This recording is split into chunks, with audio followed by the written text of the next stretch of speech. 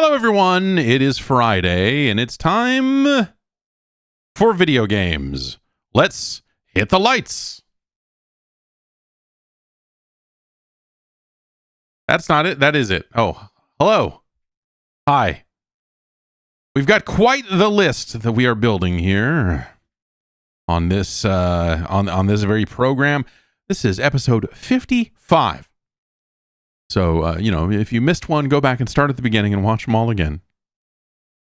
Or, the list is right here. You can kind of infer from here. Maybe that's like a thing to do later, like pivotal moments in list history. What are the truly standout moments here?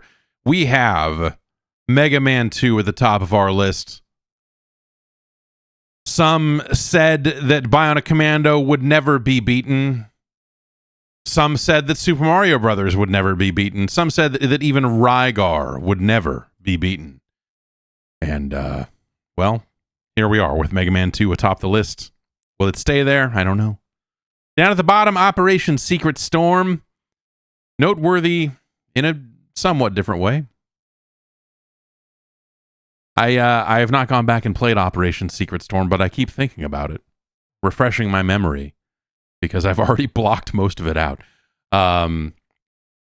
We have a quality batch of games. We have a quality batch of games this week.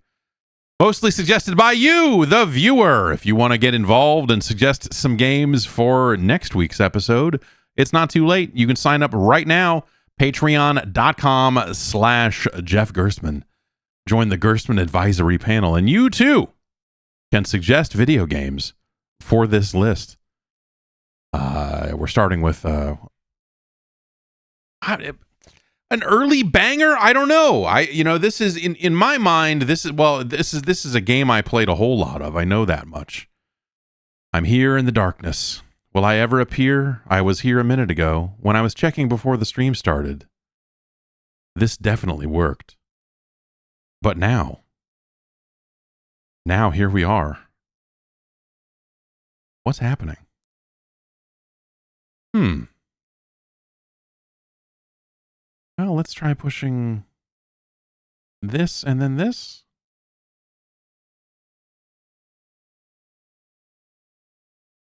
Very weird. Very weird. Well, let's get this part of it. We'll get this part of it up and running. I don't know where I'm at. What the heck happened?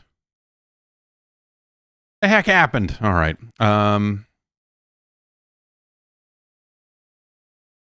We're just gonna bypass this, I guess. I don't know. We're gonna quit that. We're gonna deactivate that. We're going to activate that. And there's me. Hello. And then we'll change it to this. And see. There. Fixed.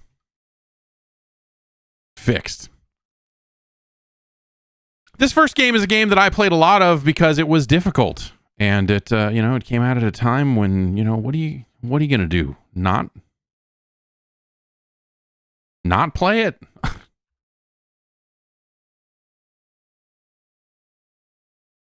I think not. It's called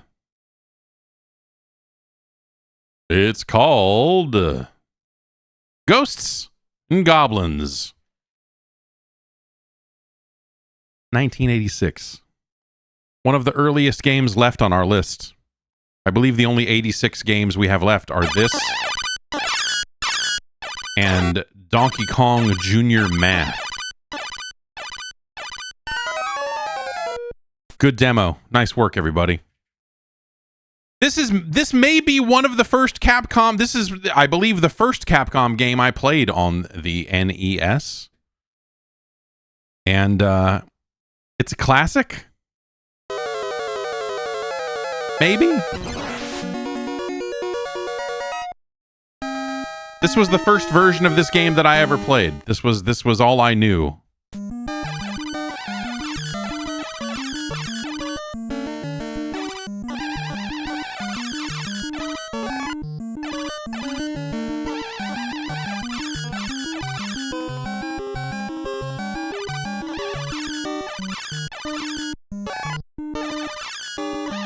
was not an easy game.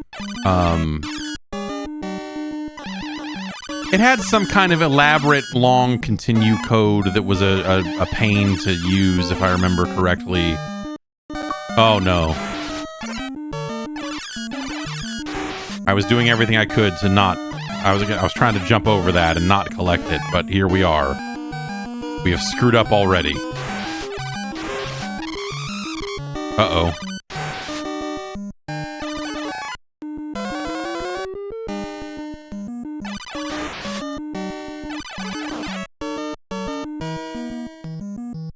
One of the worst weapons in video games, the torch in Ghosts and Goblins. Specifically the NES version. I think the arcade version is not quite as bad. You know, first life, we made it past the first kind of checkpoint. You know, we made it here. That's something.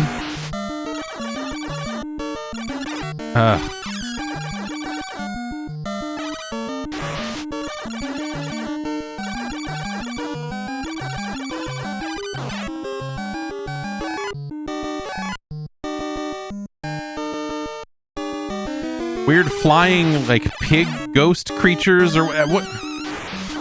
A lot of, like, spooky, but, like, high-pitched and annoying noises in this game. Ah! Okay.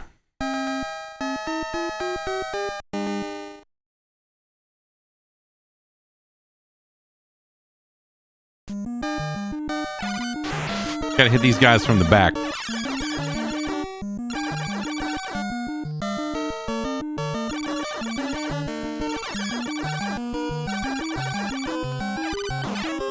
But this game always registered as, like, I have fond memories of this game. But I also, like, remember this game as an absolute motherfucker, man. Oh, yeah, see, I had burning torches out, so because of that, I could not turn and fire and kill that guy. Oh, it just has continues. Okay, good. We're not gonna, I'm worried that it's gonna stick me with a torch again, so we're just gonna start over.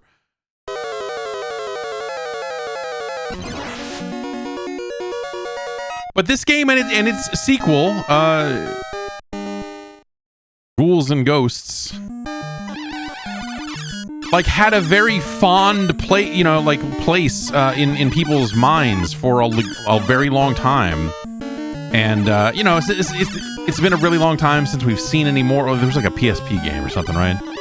There's Maximo, if you want to consider Maximo to be, you know, some part of the lineage or something. But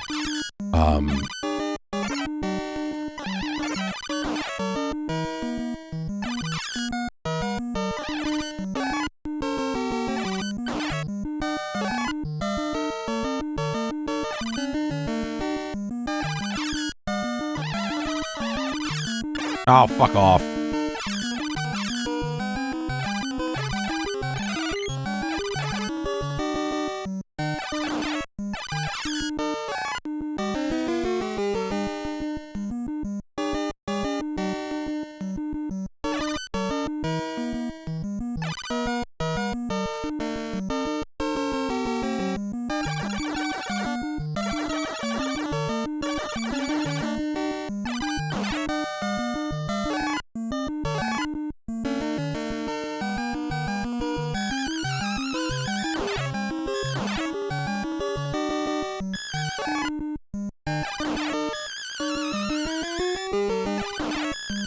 That's not actual armor, that's just points. Ah, you! Oh, man. Okay. That's just 6 levels. I mean, that's not, you know, that's barely any. It's fine. Right, I gotta watch out for people. I gotta, damn it.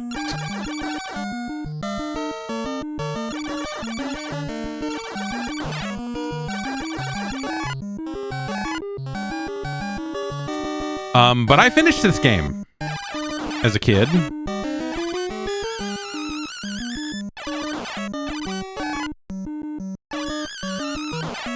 And this game is an extra jerk about that, because this is the sort of game that you finish and then have to finish again.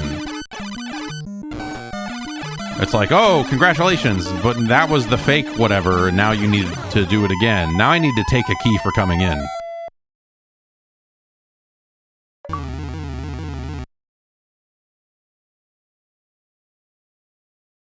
And so you have to play through the entire game twice. Twice. And it's like a mother effer, this thing. It's like, and not in an, not, like, I don't know. Like, I remember really bashing my head against it for a really long time, and eventually I did finish it, and, you know. And so I have these fond memories of this game, but I can't sit here and tell you, like, yeah, this is a good game. I can't, man.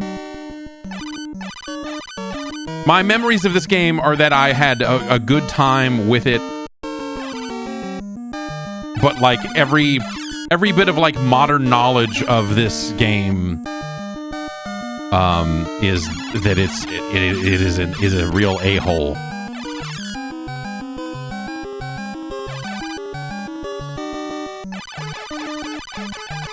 Ten hits on these guys, right? And they'll puke on you.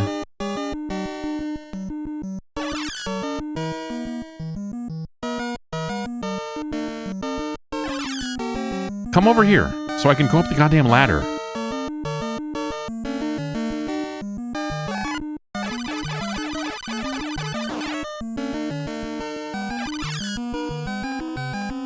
Ah!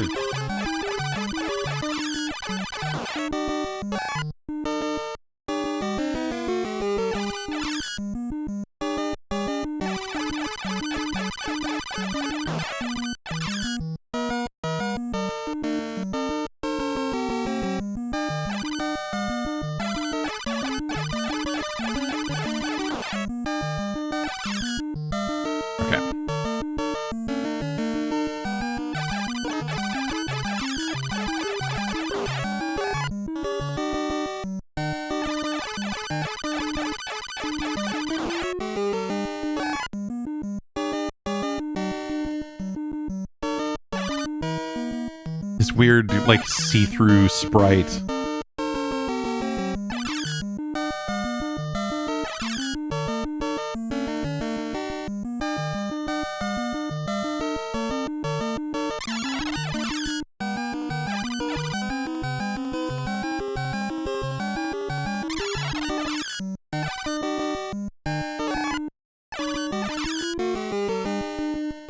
Okay.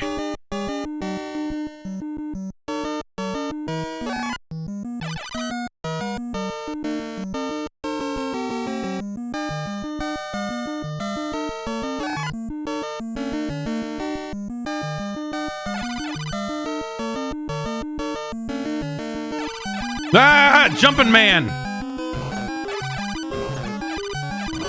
Ah, there's two of them.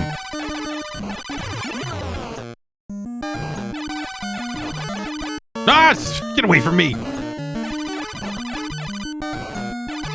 Oh, he's hopping mad. Okay.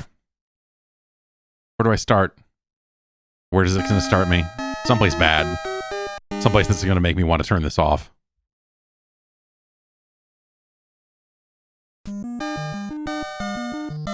Yeah. I was right.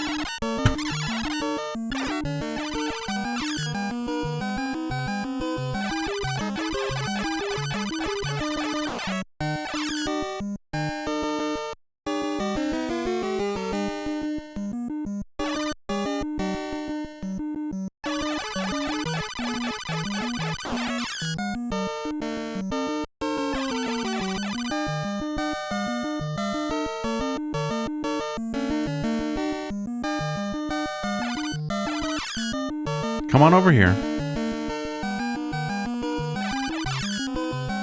This game doesn't look like, now that I'm looking at it and trying to really think about the way this game looks, this game does not look very good.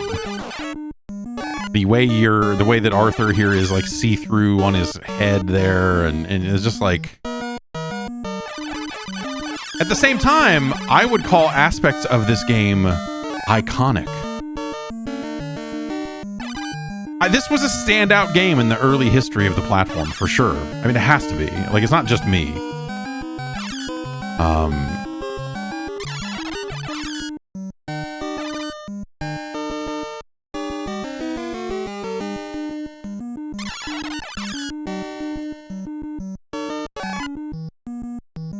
It'd be nice if getting the Yashishi also gave you armor back, you know? The pickups to refresh your armor are so few and far between.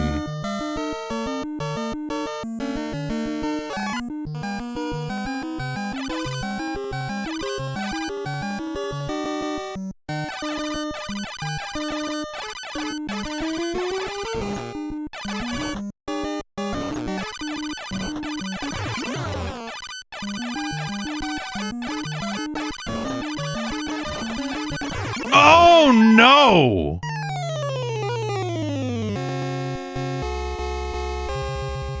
Because I played so much of this version of the game, I don't really have... I would not say that I have, like, positive feelings about the arcade version. It's one of those things where it's like, that version is technically better. Sure, of course it is. But it feels weird. Something about that version of the game. It's because this is the version I played. If I could get to the fucking boss with armor, this would... I just want to lay down. I just want to go back to bed. That's it.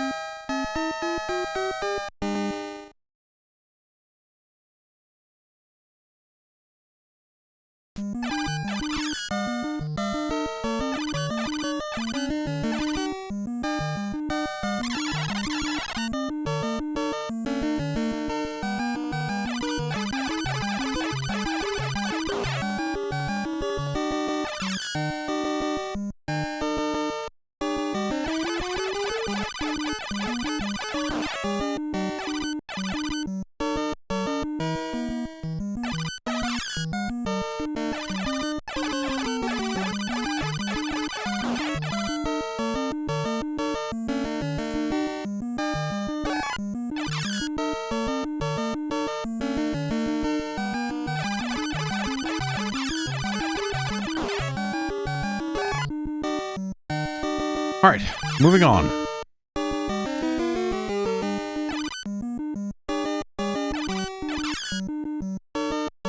I love the late spawn on these platforms, this is like a janky... This is the other part of this game, is it also kind of just feels like it might fall apart at any moment. A quality port, for sure. But also, like, the only version that I ever finished, I think.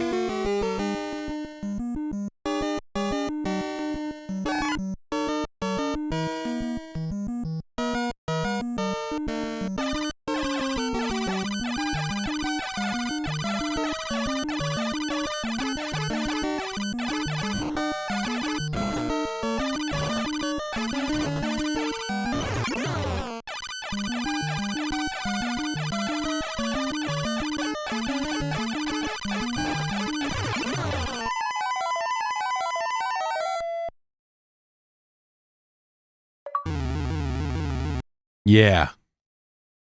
I took that key for coming in.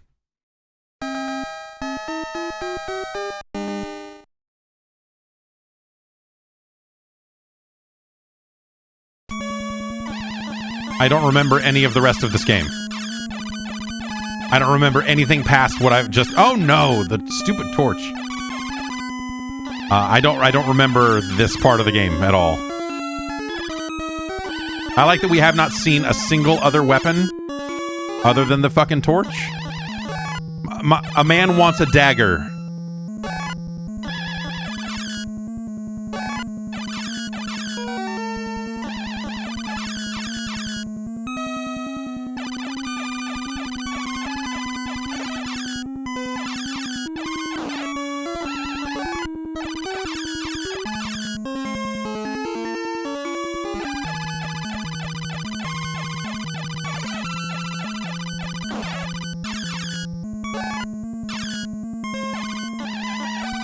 I so don't remember any of this. Like, I know I have finished this game. I know it, but I vaguely remember this. Like, this in this area, you start going up, I think. Right? Ugh. Ugh.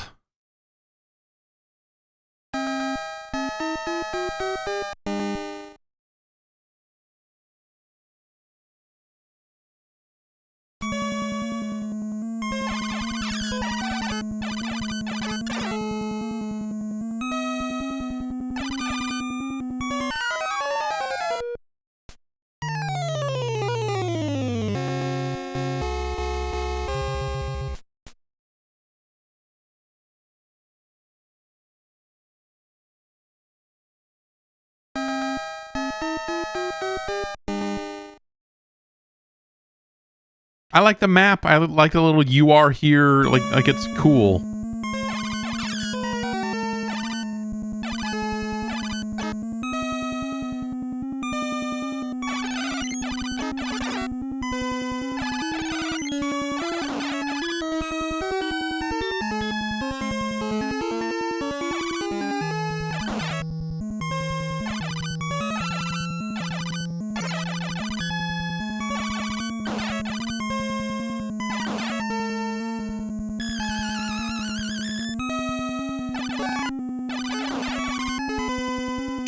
Sure, I'll take it. No! Ah! Ah!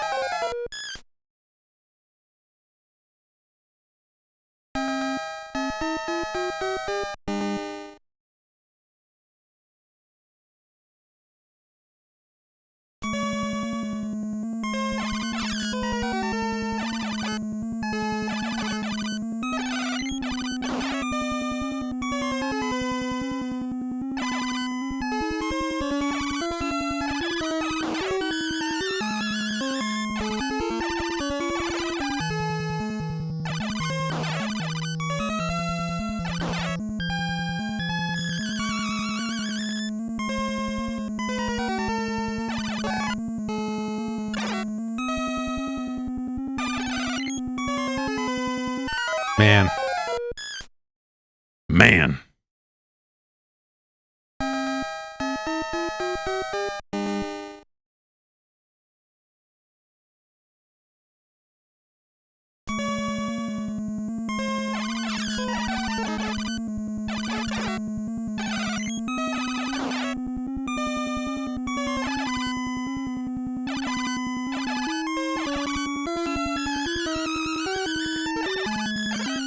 I think this game controls fine. It does the thing, like there's occasionally you get stuck crouched, and I want to say that happens more in the arcade version than it does here.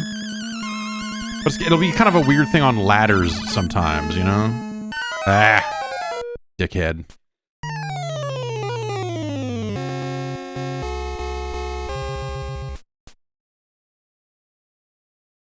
You can tell it's early Capcom by the way that there's weird little clicky cymbal hits after everything, or on different menus and stuff. Like 1942 would do that occasionally.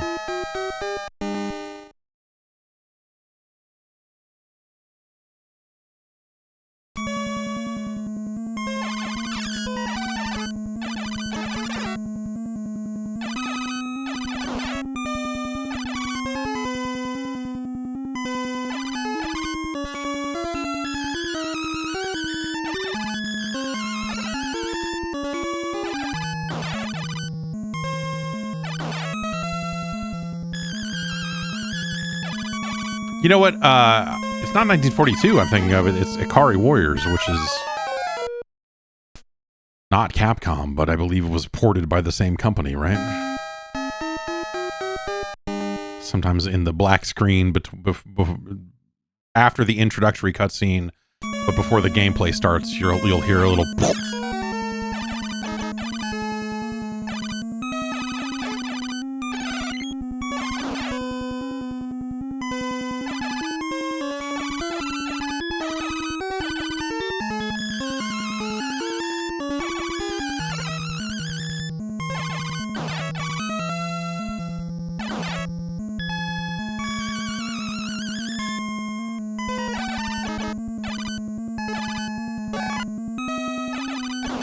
Not sure how I avoided damage there, but I'll take it.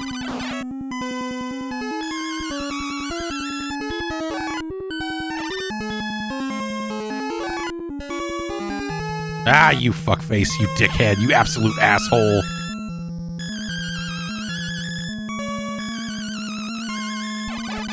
What are you strutting behind me? Just doo-dee-doo-dee-doo-dee-doo-dee-doo. Hee-hee-hee-hee-hee-hee. That fucking guy. That fucking guy.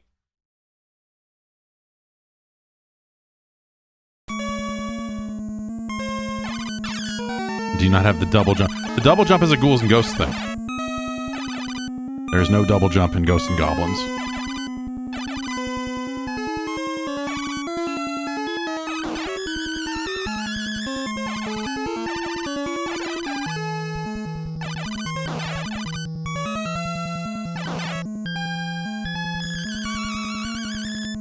Yeah, and I guess even that's just super Ghouls and Ghosts, right? That's not even arcade Ghouls and Ghosts. Ugh. It's just the SNES version, right? And even in that case, I feel like the double jump in that game was like weird. Like the timing on it sucked.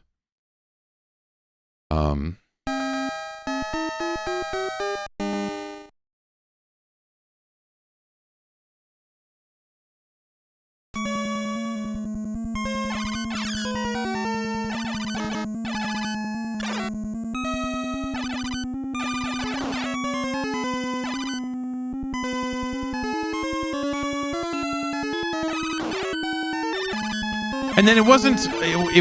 Was it just Super Ghouls and Ghosts that had like the armor with the magic armor that you could charge up, or was that just the Genesis version of Ghouls and Ghosts? And I just like, is this the trick here? We just like say fuck it and we run all the way over here, and then he does not respawn. Is that the? Do I have to like activate him and then run away? How far do I have to go?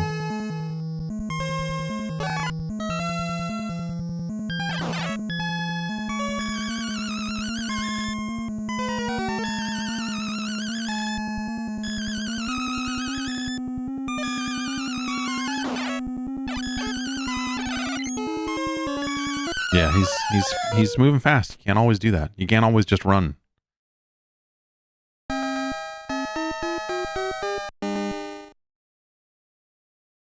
But yeah, it was like depending on what weapon you had, you would get the gold armor, and then if you held down the attack button, it would charge up a meter, and then you could pop off lightning magic and all this other cool shit. It was neat. That was the first version of Ghouls and Ghosts that I played. So I thought that was just the definitive version of that game, and then when seeing the arcade version and seeing some of this other stuff, and it didn't have that stuff, I was like, oh, well, what the fuck, you know?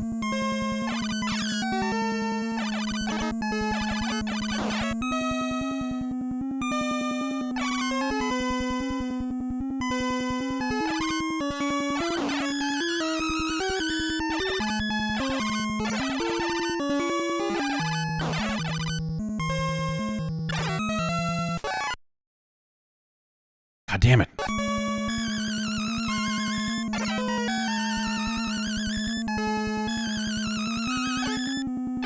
Look at him hustling. Look at doo-dee-doo-dee-doo. His little walk. His little walk. I'm dead. I was too busy staring at him walk. It's such a good walk.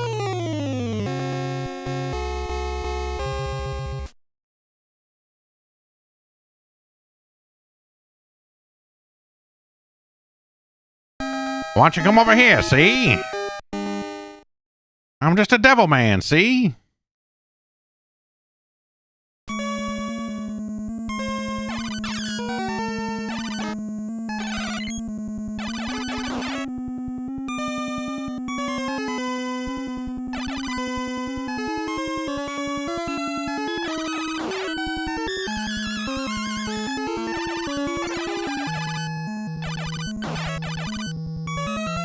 I don't know, this game is not bad. Like, I don't know. It's...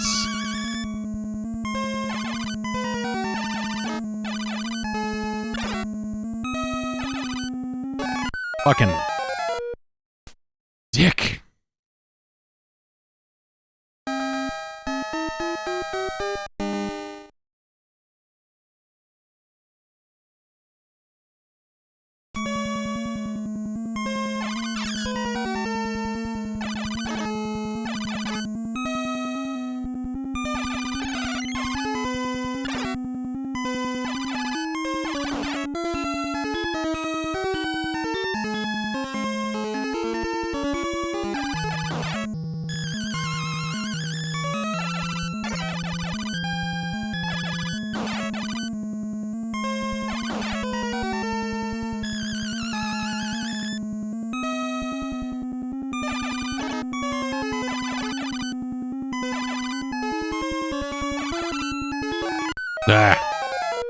It's and fighting these guys on the steps like this is unfair. It's fucked up, man.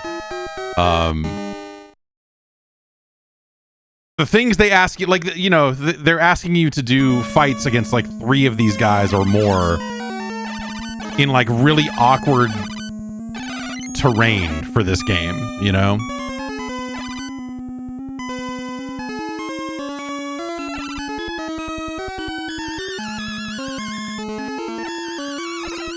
And it's not that the game has been easy up to this point necessarily, but it's kind of a lot to throw at you all in one checkpoint.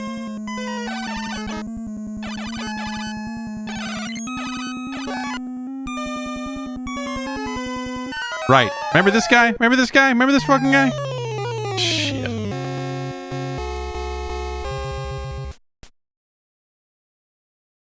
One more. One more.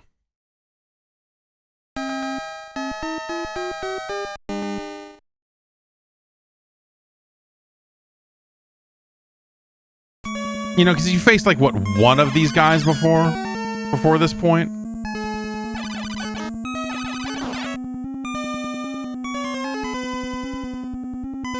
And so like having, hey, now deal with a lot of them and each one is going to be on a different type of fucked up terrain that, again, like you're plenty nimble, but like, you know, it's a fixed length jump. It's a, you know, like there's just, it's asking a lot of you. Ugh.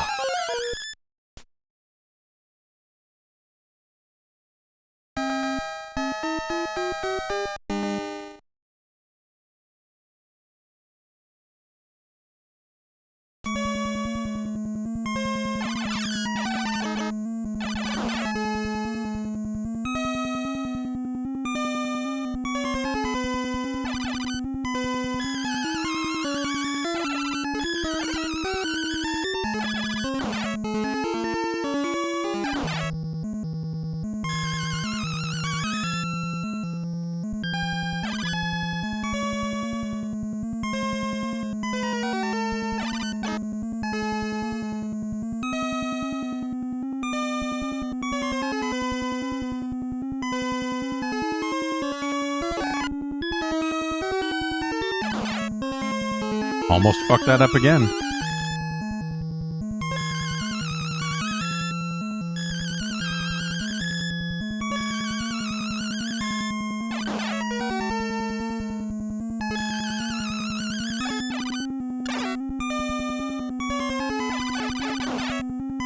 Thank you for dancing for me, sir. Oh. Oh! I was gonna try and hit this guy and run away from him, but then the other guy showed up. And there was a whole thing. Basically, yeah, you just kind of want to, I don't know, get the knife. That's my strategy guide for this game is get the fucking knife, man. Even that isn't necessarily gonna like save you in these situations. It's just it's a better weapon.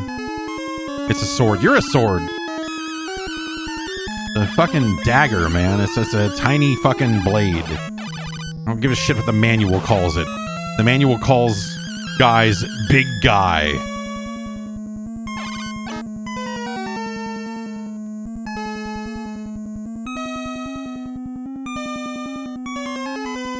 Next, you're gonna try and tell me it's pronounced Ryu. Like what? You know what?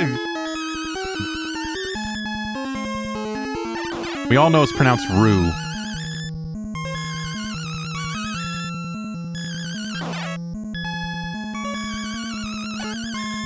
Yeah, that's a bad situation. It's a bad situation for me right there.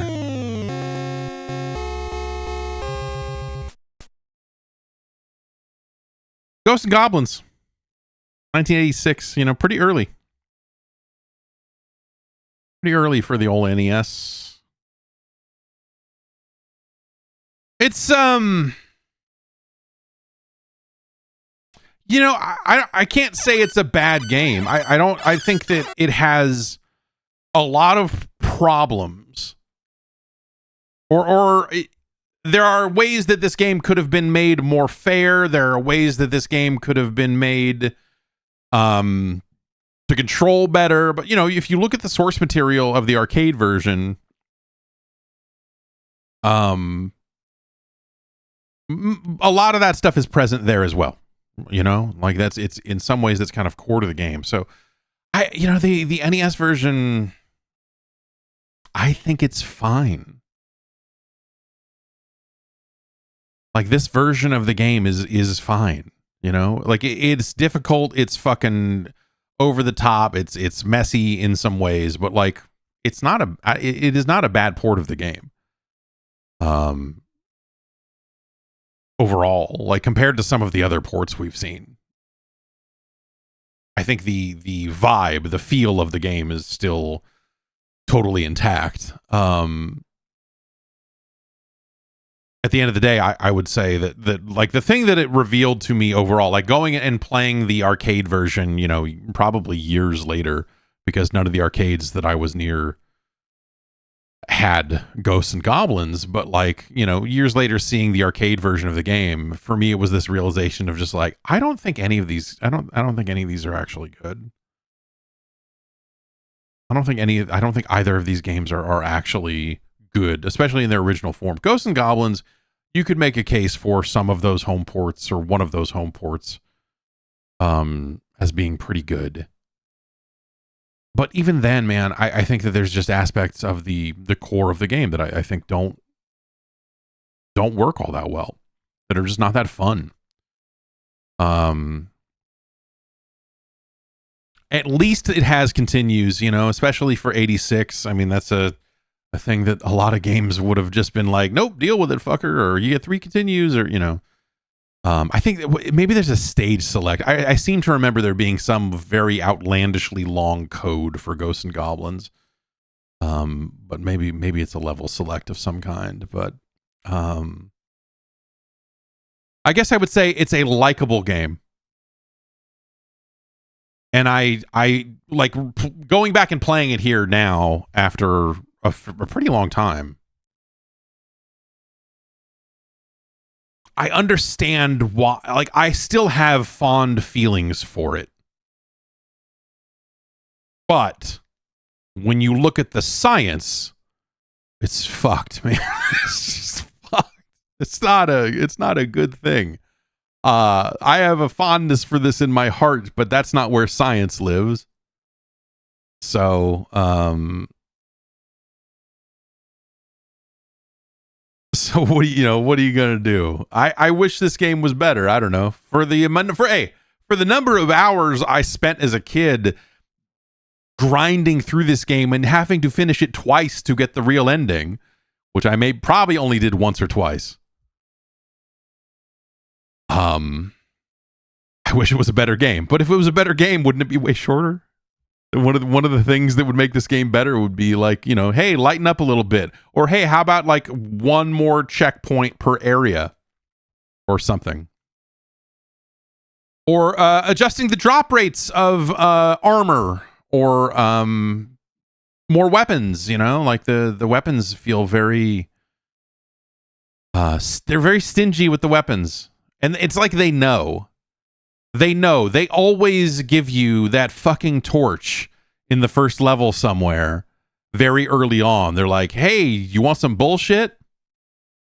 Whoops, you accidentally picked this up. Now the rest of your game is like the number of sessions of that I had to bail on as a kid because I accidentally picked up the torch. It's It's a measurable number. I don't know it, but it is a number higher than 5, let's say.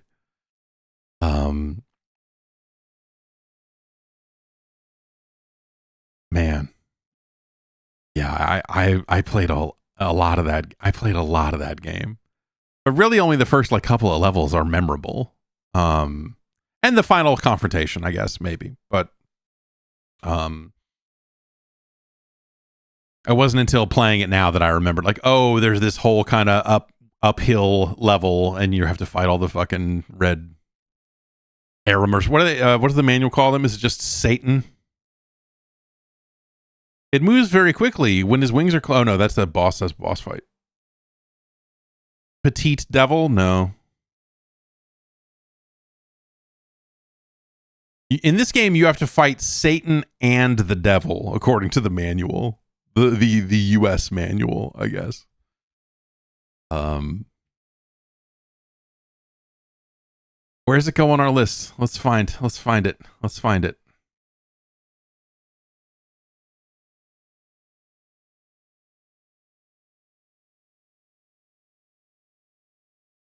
Is Ghosts and Goblins better than Castlevania? It's funny because there's a time that this question would have been harder to answer. You know? Like 40-ish years ago, 35 years ago, this would have been a somewhat more difficult. These were games that were spoken about in the same breath because they were, you know, both relatively early games on the platform. And popular. Ghosts and Goblins, you know, is a franchise that fell off. I mean, I would argue that Castlevania has also fallen off, you know, maybe more recently, you know, because of Konami just not making them. Though they did put out that DS collection that that's cool. Those DS games were good. But at a time, you know, this was part of the canon of early 8-bit Nintendo. You know, Ghosts and Goblins was right there on the list with everything else. And no one really thinks of it that way anymore. I think it gets treated as like, look at this garbage port. But I would say it is better than the look at this garbage port rep that it earned, you know, that it picked up somewhere along the way.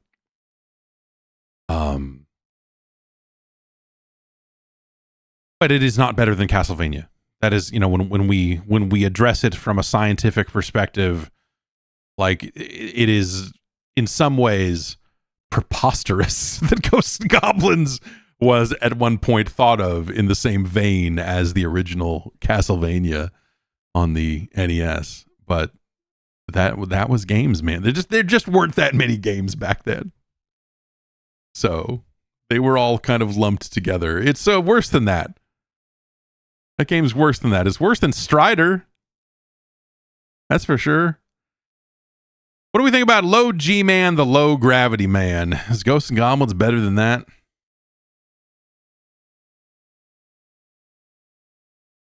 No. No, it is not. But dude, also, like, man, this is hard. You asked me, would you rather play Kid Icarus or Ghosts and Goblins? The answer for the vast majority of the time I have been alive has been Ghosts and Goblins.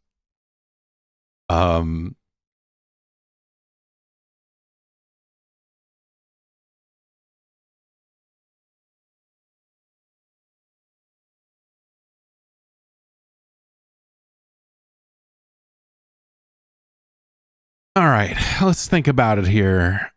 Ghosts and Goblins is better than the Bugs Bunny Crazy Castle.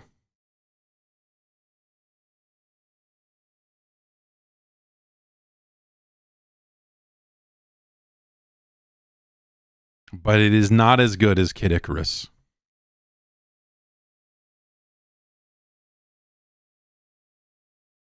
Ghosts and Goblins is better than Section Z.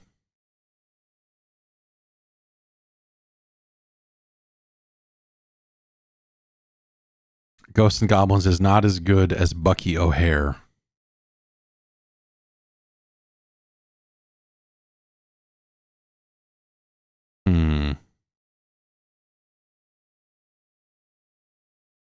Ghosts and Goblins is better than Crazy Creatures.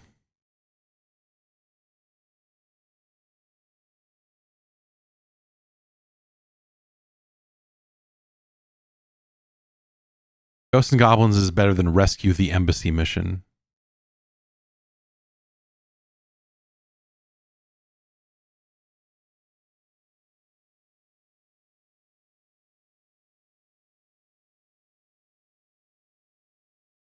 Ghosts and Goblins is better than Spot the video game.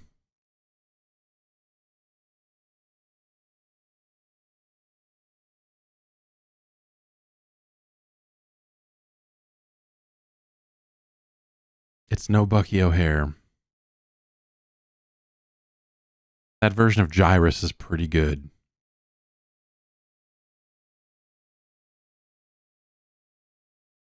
I'm after this. I have to separate it because, you know, again, like in my heart, Snake Rattle and Roll is a significantly worse game than Ghosts and Goblins.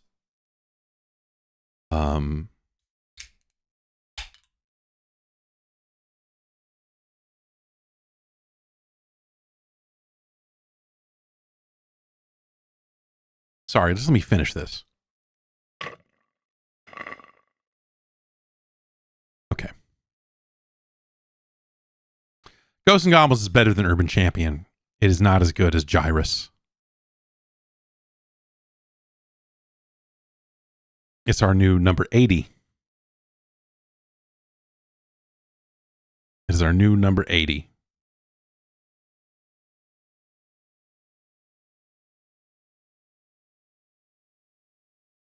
Oh.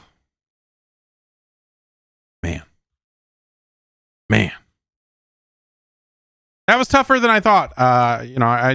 Because it's one of the reasons why I'm happy to be doing this, because I think that a lot of the conversation, like Ghosts and Goblins is a game where definitely like the conversation drives the opinion. And that game gets like way worse of a rap than it deserves.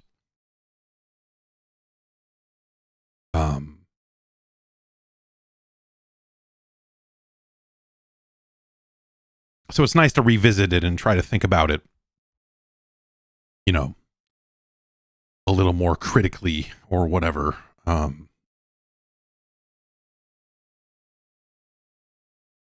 Great. Okay, let's move on.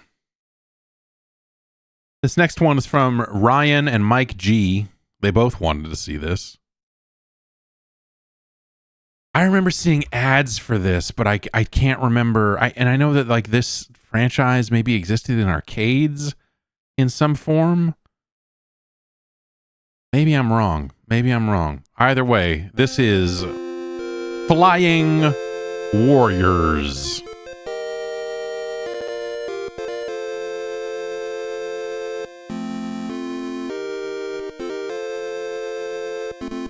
Oh, the Yumanosuke project.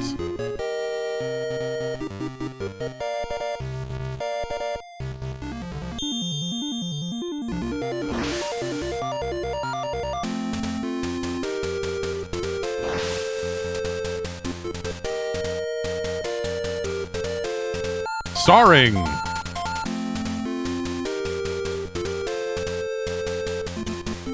Rick Stalker, Hayato Go, Mary Lynn,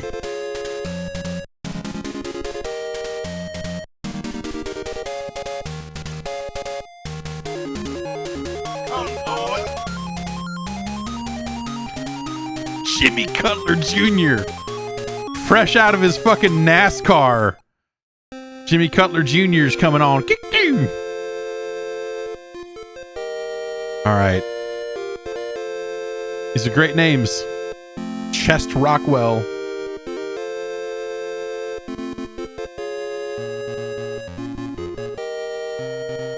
All right, how do I play? I'm hitting start over here and nothing's happening. Did I miss my window to start the game?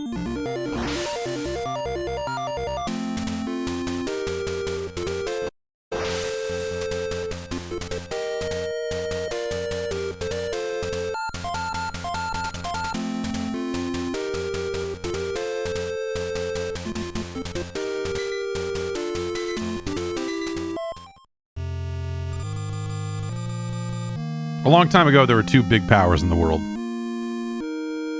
The USA and the USSR. Or the light dimension and the dark dimension. You figure out which is which. Demonix, the king of the dark dimension, gathered his throng of soldiers. Throng's a great word. In black armor, and declared war against the light dimension. Powers clashed and the sky was dyed blood red. This is intense, man. The victory of the Dragon Lord, the hero of the light dimension, and Demonix was sealed up by the power of the Mandara talisman. Where does Greg Cummings come into this?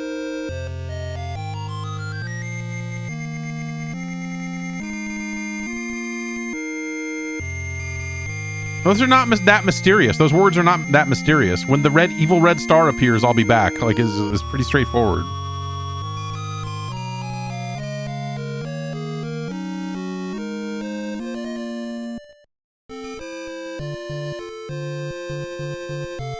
Sup, bro? I'm Rick Stalker. Yeah, I'm hanging out in a tree outside your window. He was brought up by the Kung Fu master, Gen Lao Su. Rick! Don't forget, the secret of Kung Fu is defense. It's important that you defend the... Yeah, so this is... There was an arcade game... This is the Hiryu no Ken... No, what is the... Shanghai Kid is the arcade game in the US, yeah. And I loved that arcade game. But for whatever reason, never played this. Push up, forward to... Okay.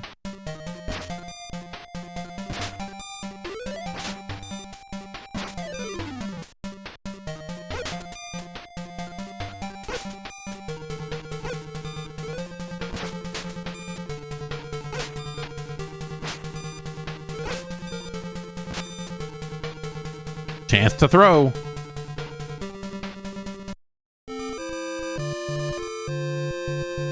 I did it. It determines where I can inflict heavy damage, but all I do is hit the same button.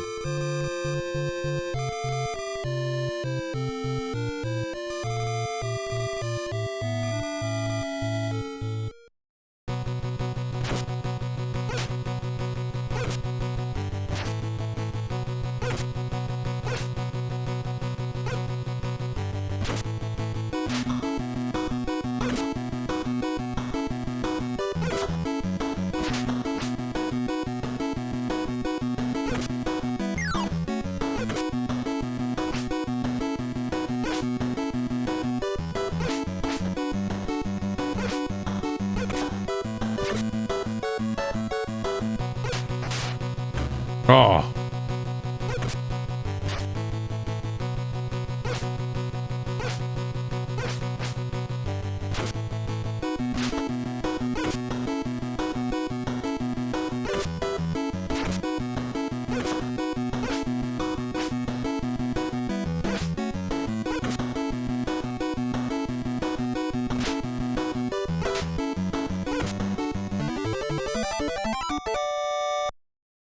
It's just kind of, it's weird that it's one button and not like push up and the button to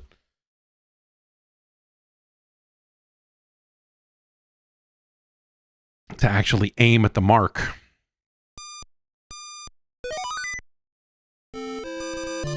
Rick is alone in the mountains as usual.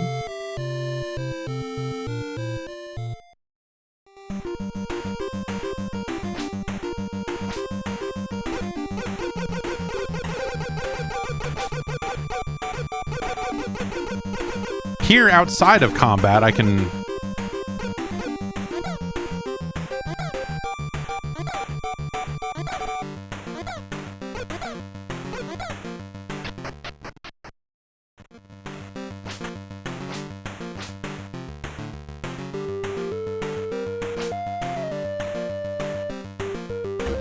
Oh, so it's so a lot of the fights are not even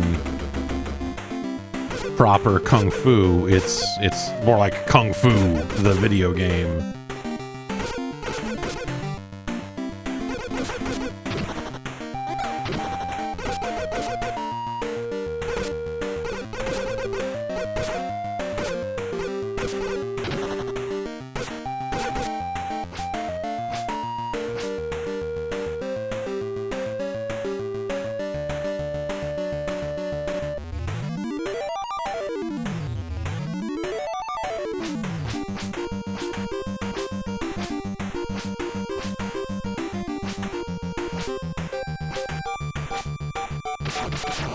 Oh.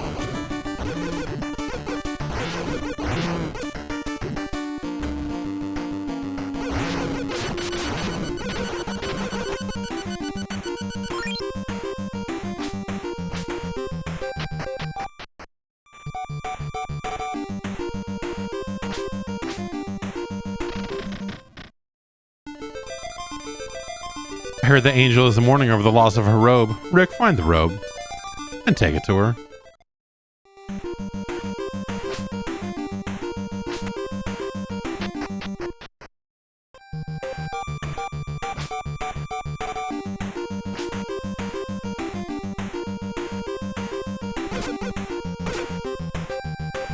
Sub display. Do we have a map or anything? Oh boy. Let's say windy shoes.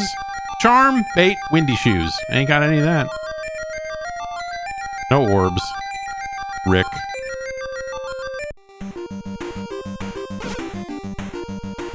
The way these menus are laid out is very awkward. I lost my robe. Can't return home without the robe. Is it this way?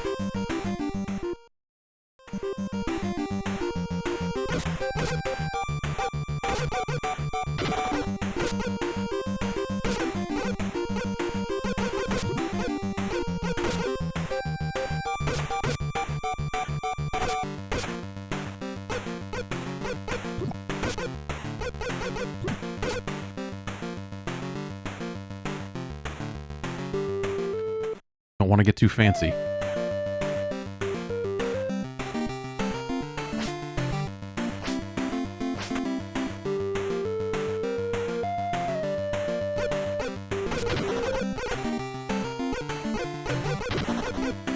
Oh, this sucks.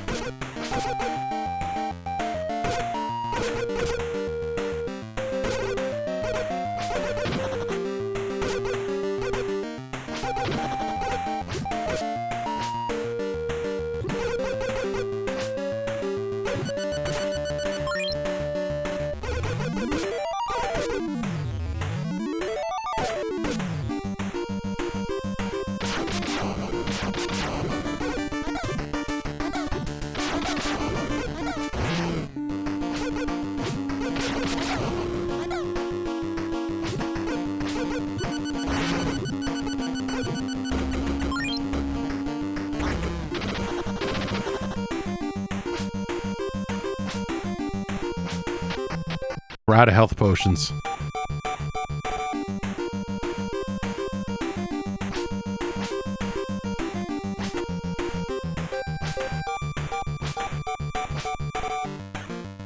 Great.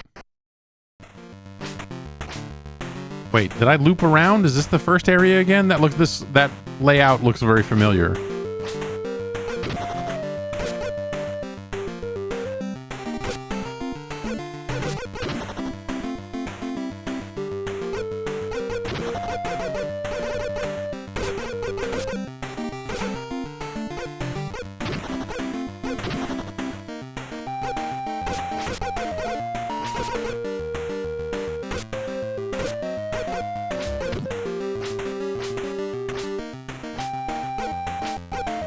Do I need to maybe get to that other area and go down? Is that...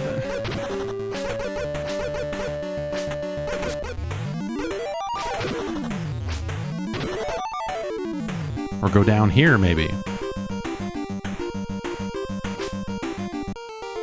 Oh, I went down the hard way. I won't stop at this. 4 credits.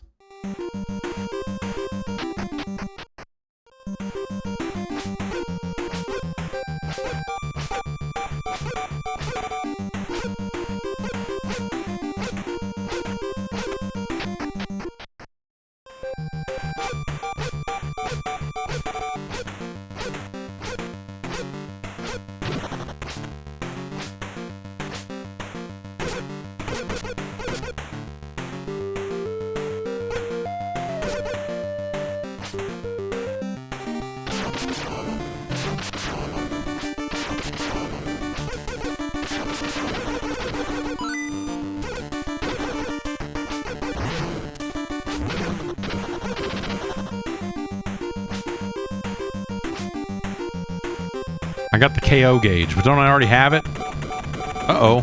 Balls. Great. I won't stop at this.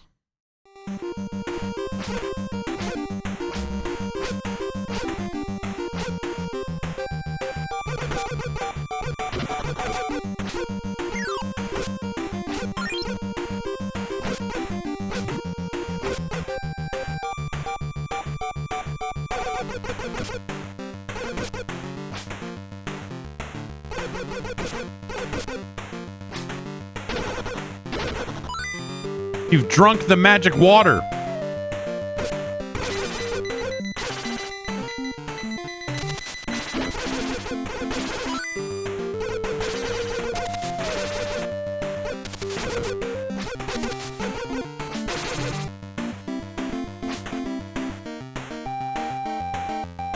Okay, balls.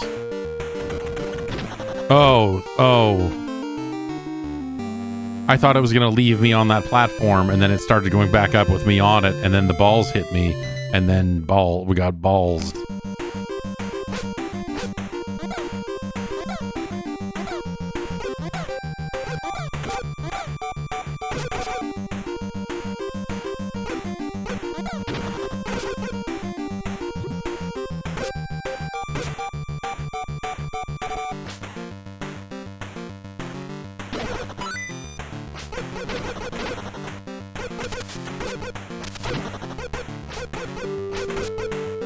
This time for real.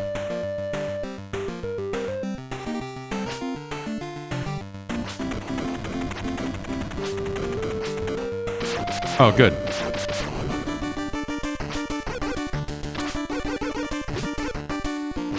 I'm sick of fighting weird flying devils today, man.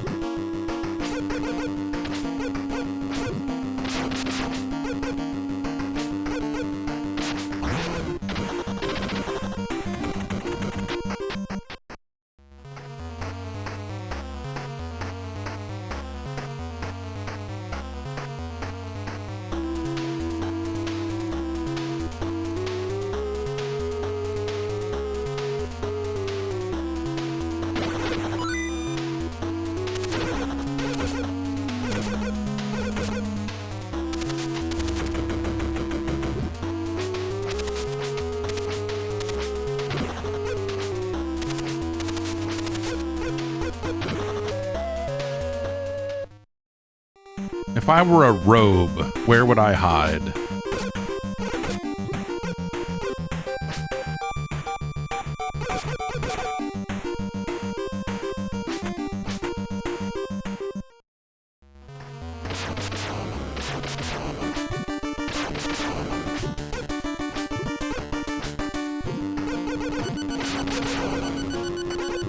It's bad. It's going bad. I don't have any... I found the robe.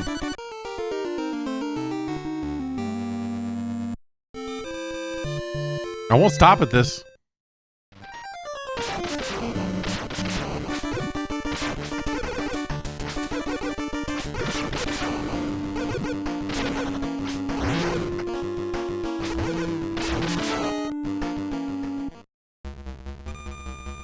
Tusk Soldier appeared. Your life is in my hands.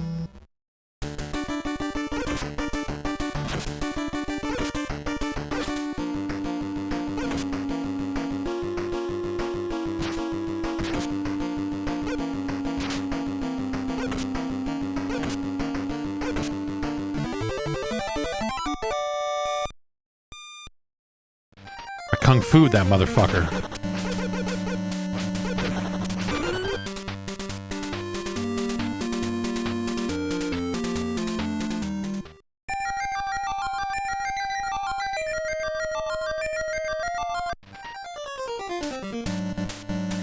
I mean, I do still have the robe, right?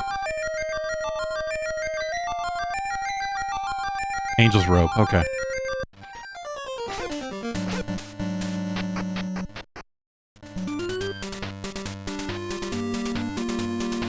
What's gonna be the fastest way back to the angel?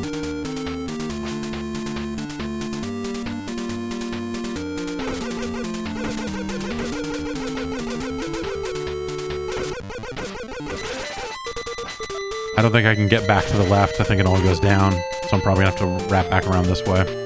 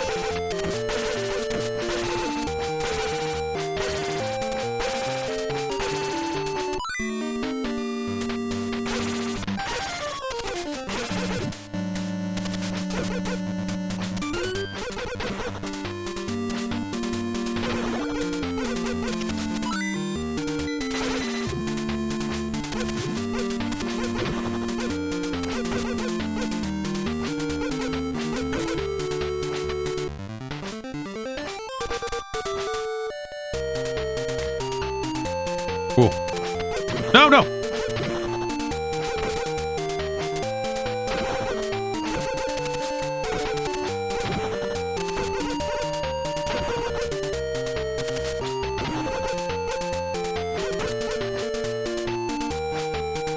Can I even make that jump?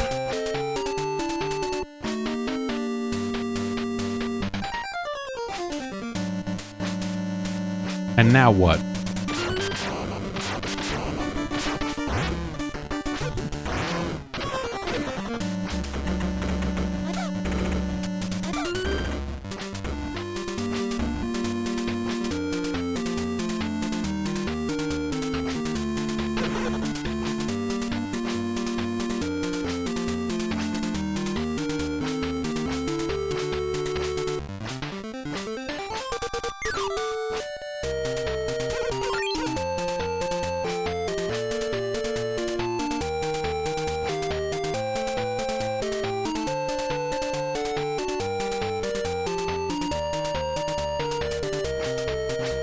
Hi, I got the thing. Oh, my robe. Oh, yeah. Let me show you a little secret in the ravine.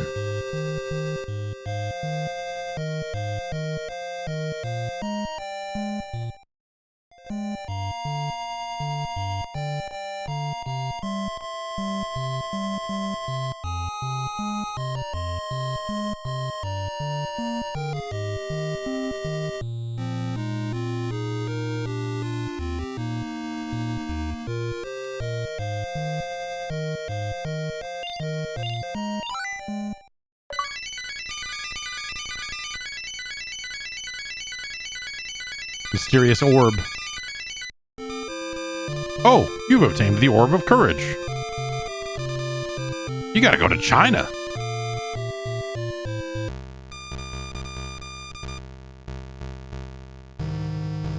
I'm just Rick, dude.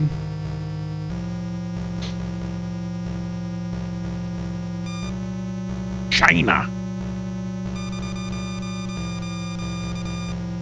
The head temple of Kung Fu.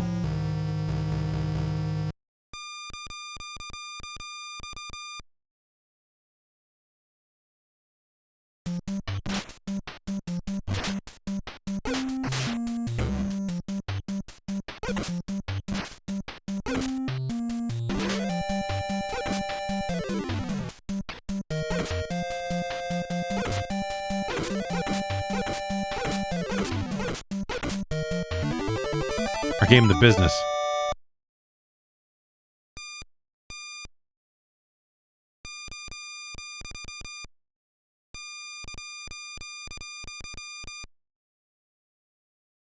This is...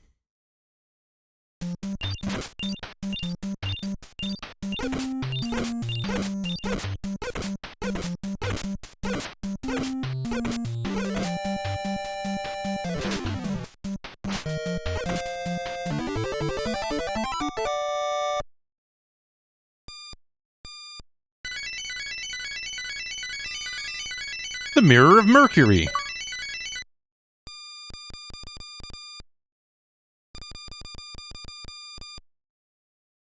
Okay.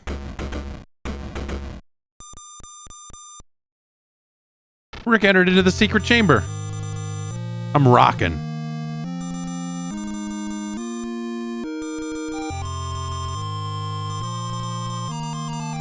Uh-huh.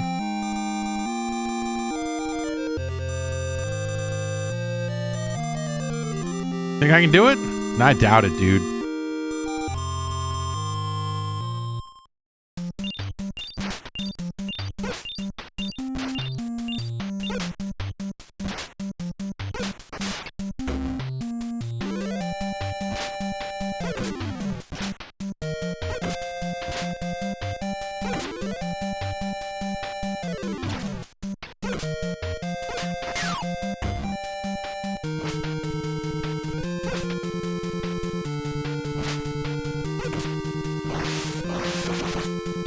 Well, what am I supposed to do to that, man?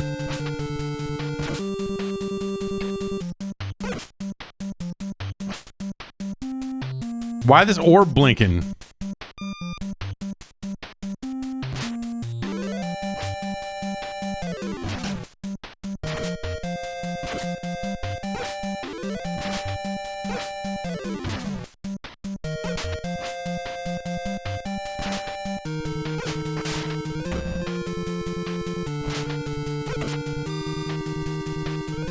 This game's kind of awesome. Like, it's doing some pretty cinematic stuff for, like, what feels like very simple systems.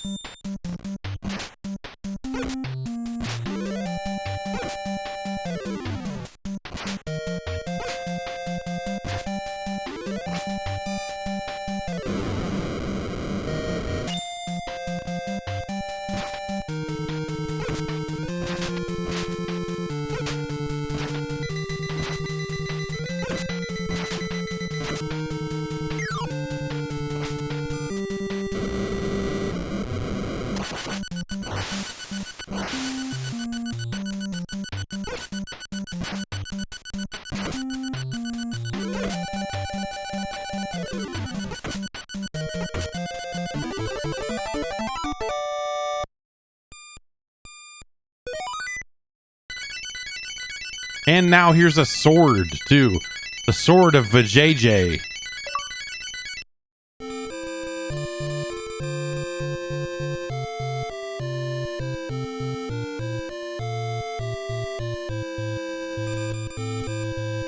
It'll help you defeat evil. Speaking of which.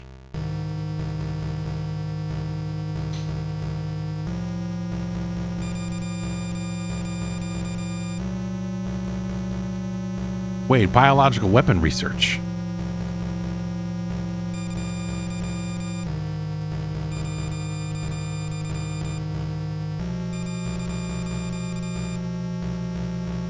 The president of the G Corporation has decided to hold a... Wait.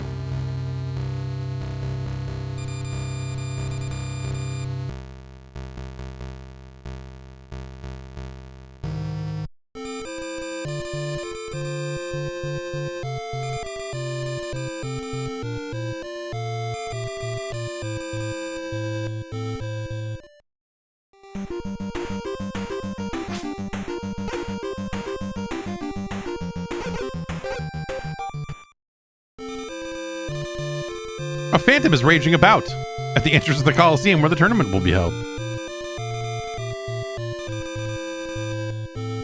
You gotta go buy a bracelet.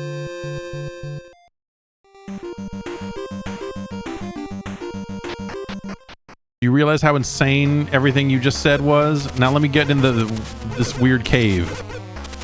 Oh, you want to go to the store? Yeah, it's on the other side of the fucking cave. Anyway, this biotech corporation...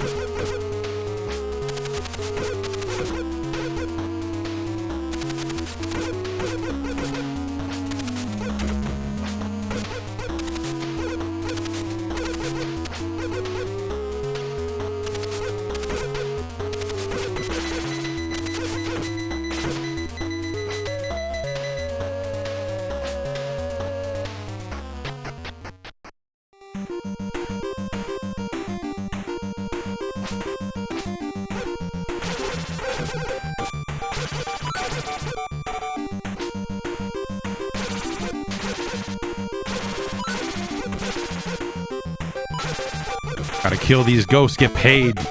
Ah! Is this the phantom I've heard so much about? I'll go buy a bracelet, okay, fine.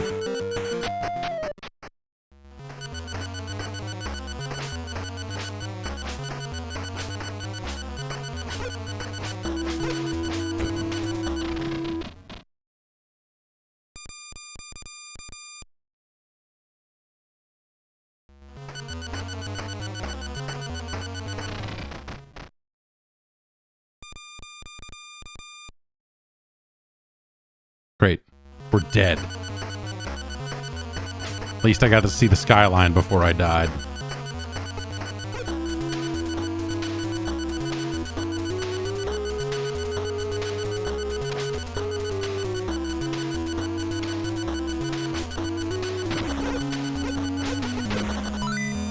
Yay.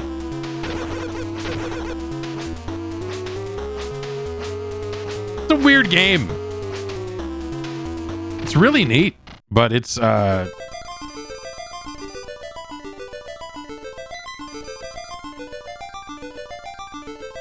much for the bracelet? I gotta go kill vampires for more coins, and what else do you have? Windy shoes.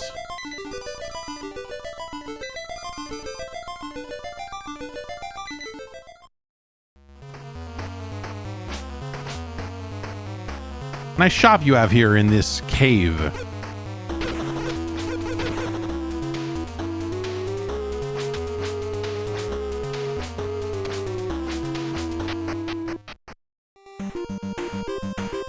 Wait, this is not where I was before. Is it? Are y'all gonna drop coins?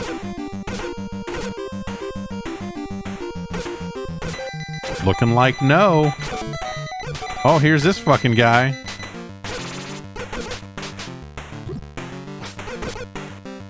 Oh, I hit him. Okay, so this is not the bracelet man.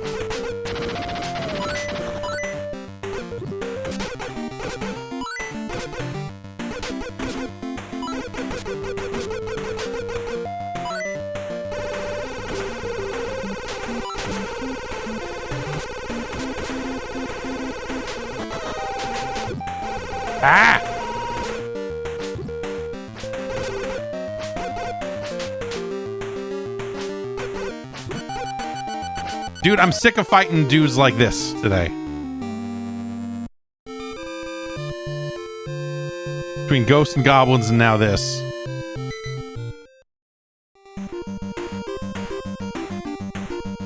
This game, there's so many menus and things, and how much money do I have? Where do I check that? Item? 9. Coin 9.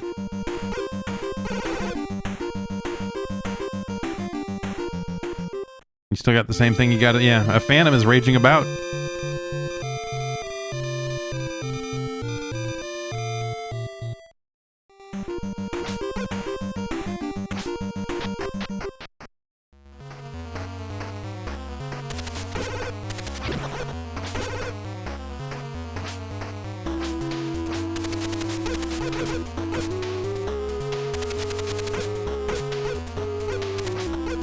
You know, maybe more enemies could drop coins. Maybe that would be like a nice, like a nice like compromise or something.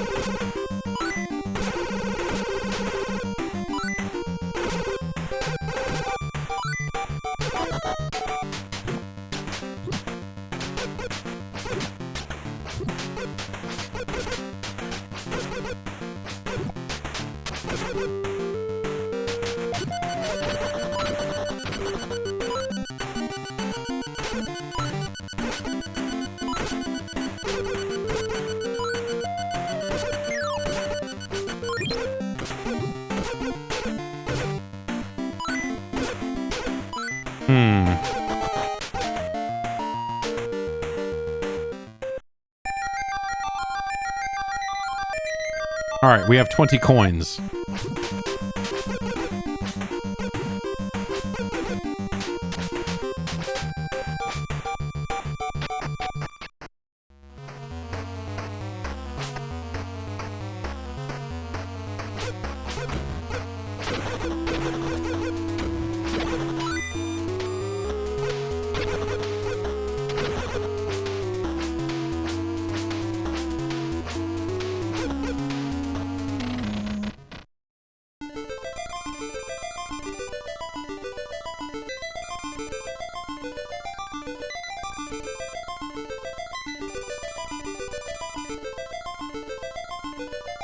This is something you could have... Look, lady.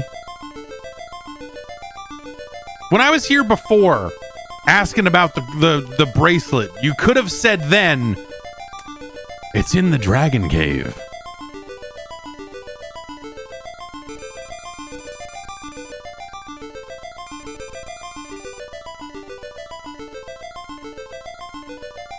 And she took the coins. You're telling me if you're an honest man, and then you do...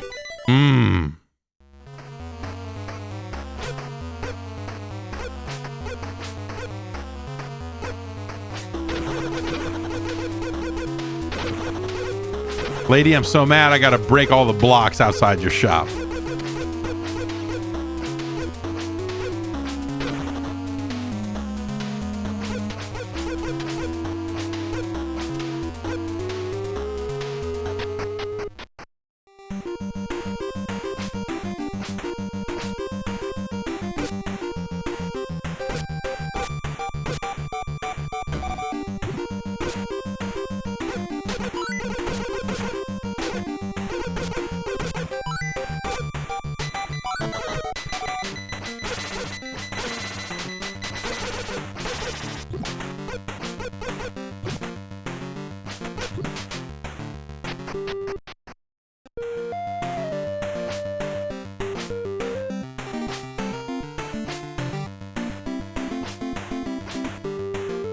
Maybe use a sign or something that says this way to the dragon cave. I don't know.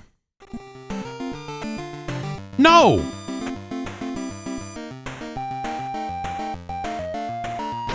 Did I get the bracelet? Dude, bit of a sore subject right now.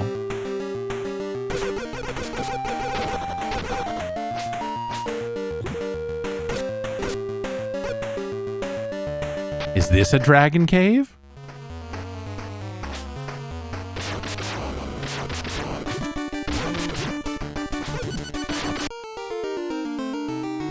We'll never know.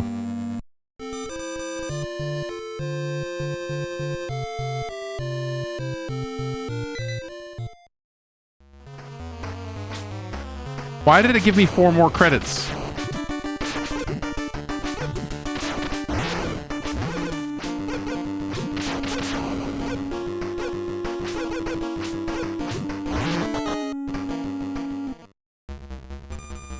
Uh-oh.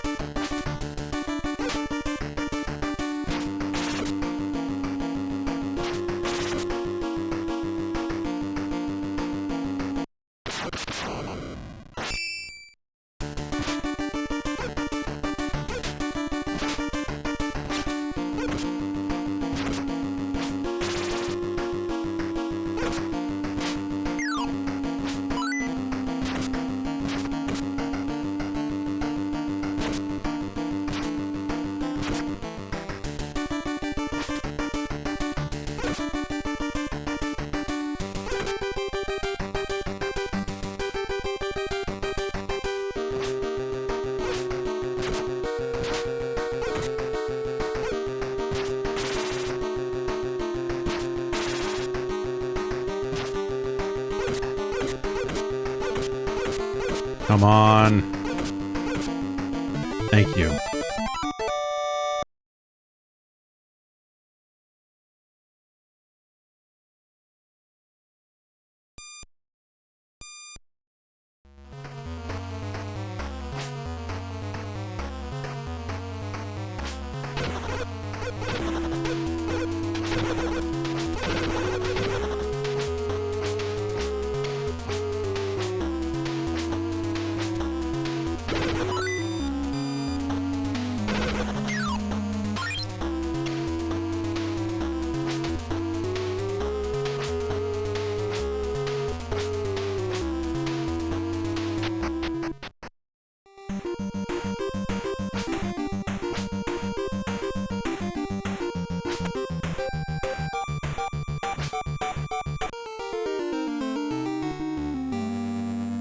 Sick.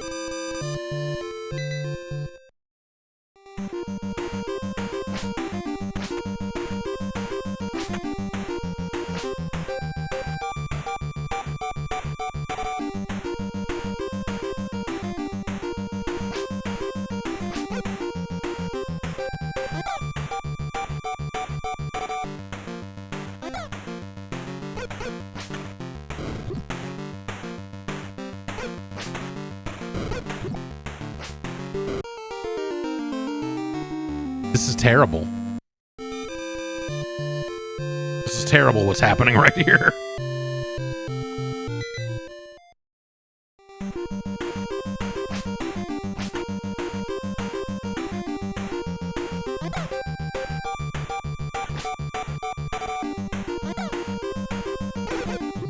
Oh, you suck. Rick!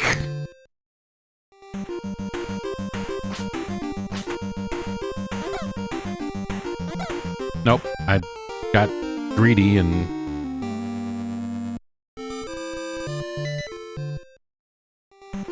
Okay, so yeah, run out of credits and head all the way back here. But we still have, like, what, we... Oh, whoa, I just accidentally just used my magic water. Rick, I appreciate this.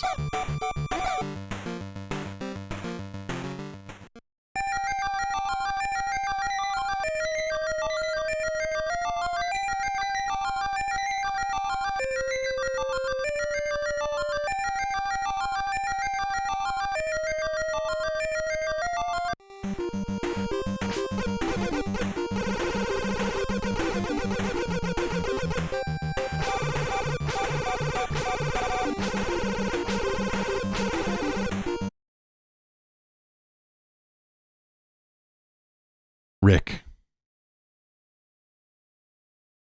That game is really fascinating. Again, like Shanghai Kid, the arcade game, I played a ton of that, and it uses that same kind of mark on you, mark on them indicator system about how you attack, or when to attack and when to defend. But it's more of it's like it takes place in a ring, like it's more like a sports like take on martial arts than this being like a weird adventure. But this being a weird adventure that incorporates that system is interesting, but also the way they've incorporated that system is way worse than the arcade game. Or like a little bit worse. I don't know, like because anytime there's any mark on you, maybe this is a difficulty, because it does have difficulty options. But you just hold forward to defend all three positions. You don't push down for lows or up for highs or anything like that. It's just sort of weird.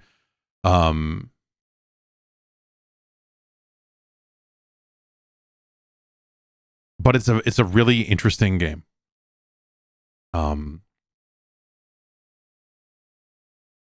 It's a really interesting game.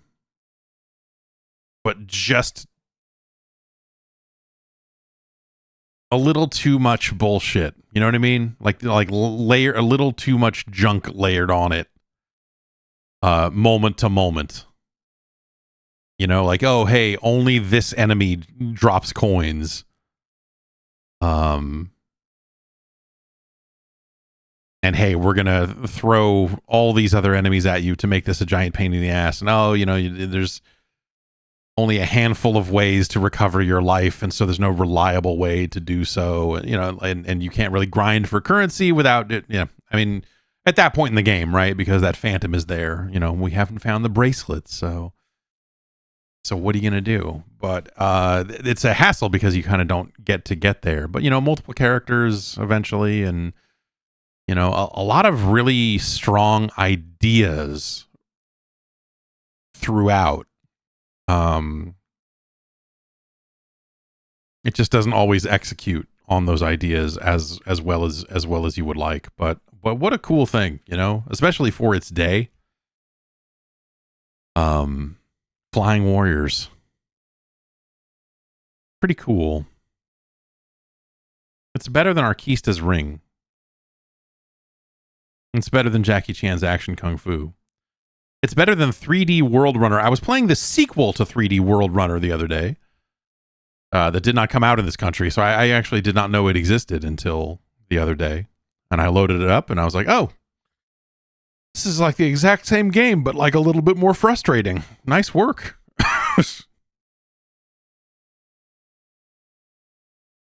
Very frustrating. This is better than that. It's a better game than the Young Indiana Jones Chronicles. Flying Warriors is better than Zombie Nation.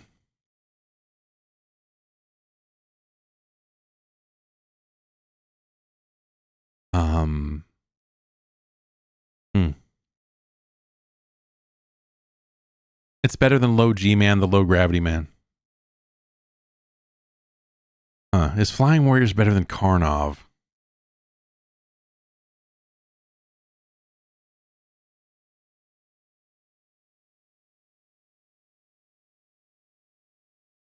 No.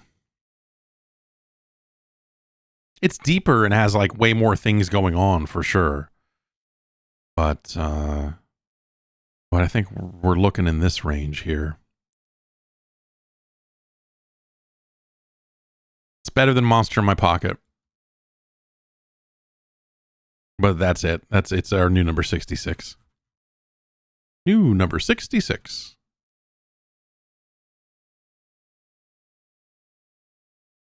Flying Warriors. Warriors, right? Yeah. Plural? Okay. All right.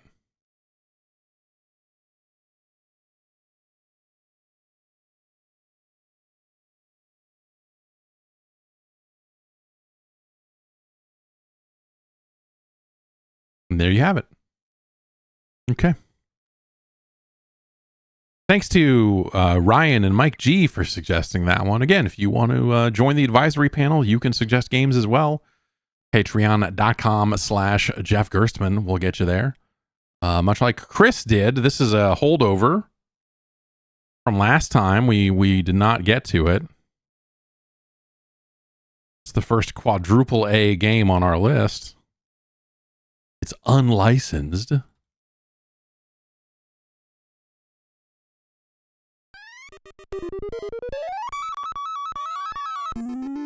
And it's Skull and Crossbones.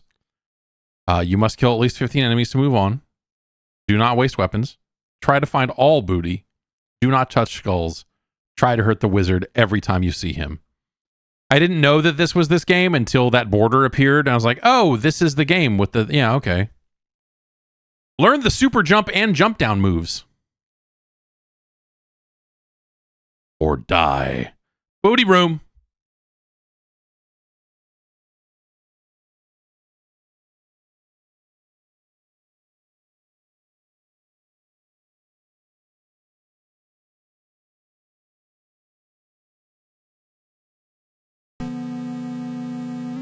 In a time long before ours, there were two pirates who entered the Forbidden Land. They went there to steal the wizard's magic powers. It is told that the wizard enslaved a princess and...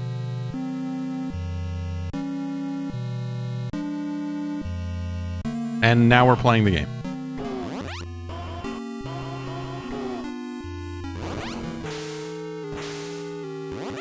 What am I looking at?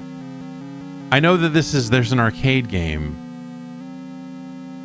This is oh god, the wizard. Playable prologue. This is crazy. The wizard is taking your princess to his cave. Collect weapons from a ship.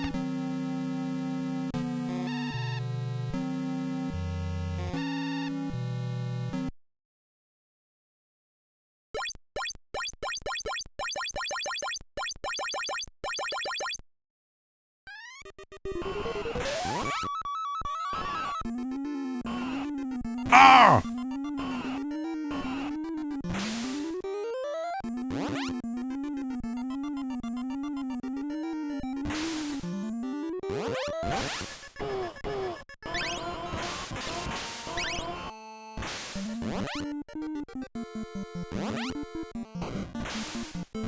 That rat is standing on the clouds. Damn it, stupid. Moving sucks.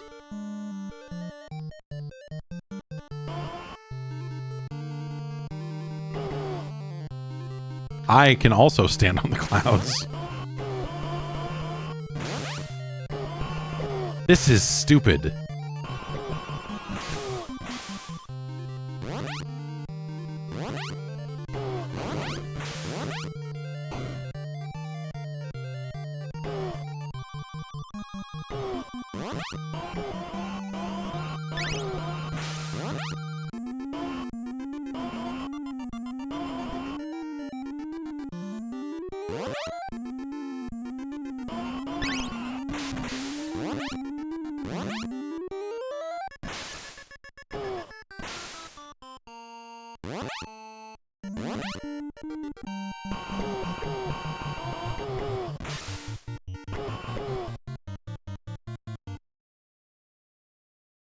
Good.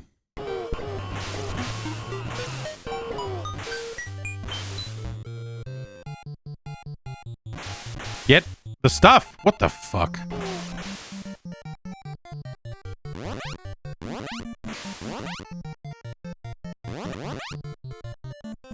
Just barrels just rolling through the clouds.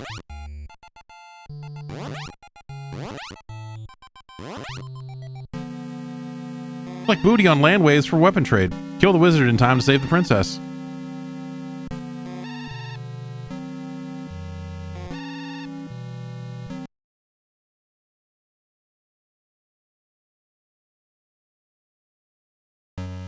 Here's the booty room.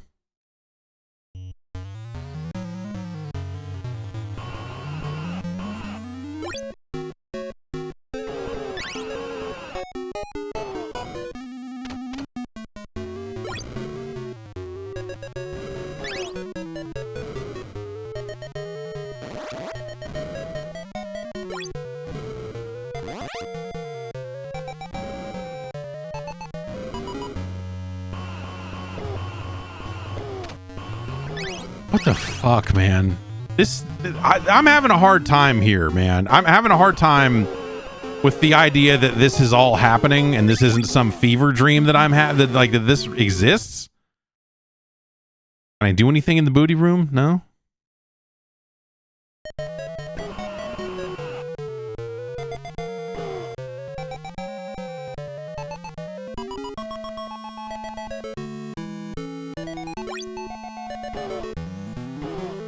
Good, good.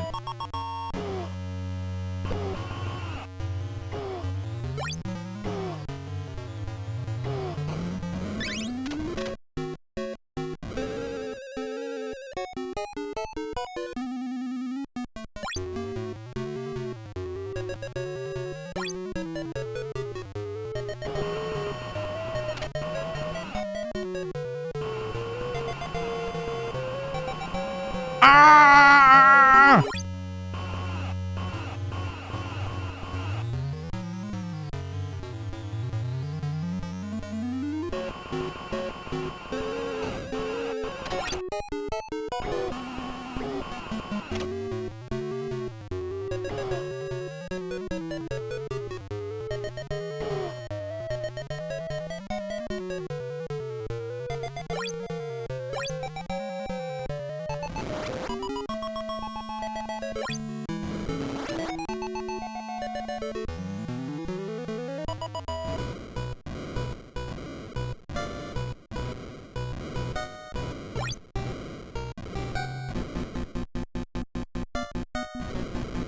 Like, what am I looking at? Like, every aspect of this is somehow confusing to me.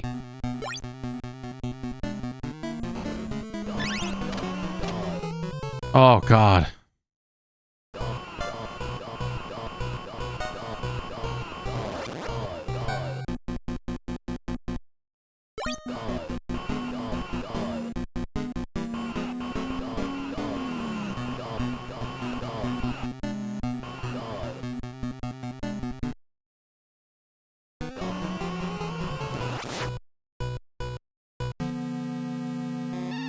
Find the magic weapons in the land waves. Kill the wizard in time to save the princess.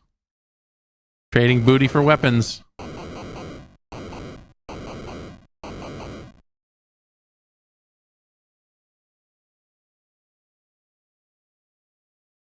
This is...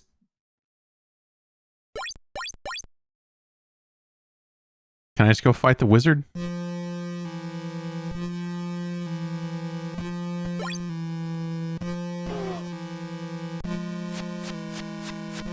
Or die, you know, because like that would be good too. If I was not playing this, that would be cool for me. This is like if someone took Chiller and made it a side scroller instead of a fucking light gun game, if that makes any sense. Maybe it's just because of all these skeletons here. But it's like the way everything just kind of like pops out and goes away, like it's meant to be a light gun target, you know?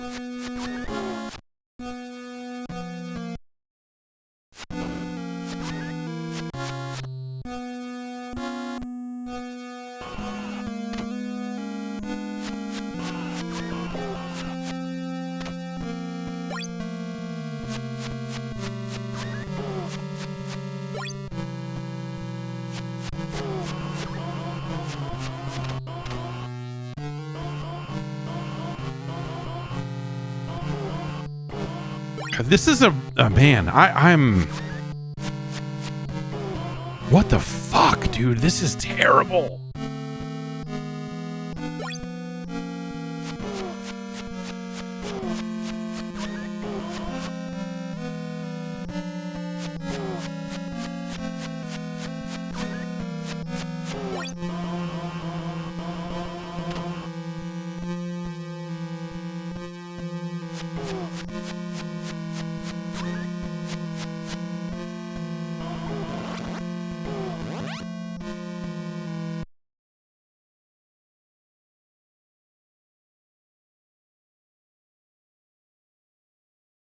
What the fuck, man? Watch your health and time. Oh, this seems bad.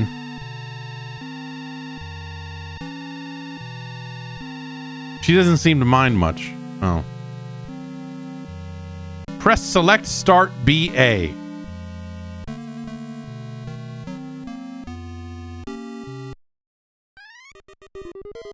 Is that what I have to hit to get back to this hot menu? Yeah, that is just a reset. Like, that's a reset. It's a pad reset. Wait, so they make you pad reset at the end of the game rather than hitting start to go back to the main menu?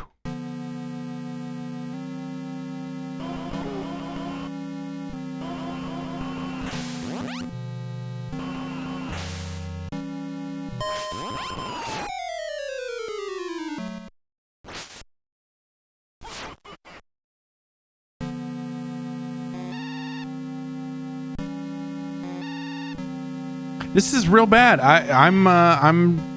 I was not expecting this to be quite this bad.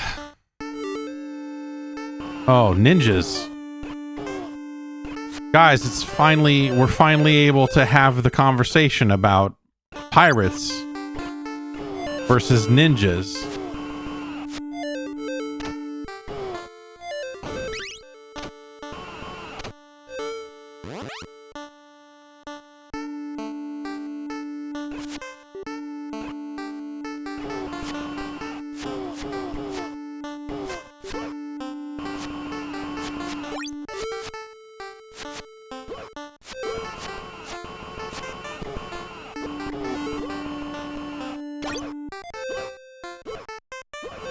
We can finally have the conversation about real ultimate power.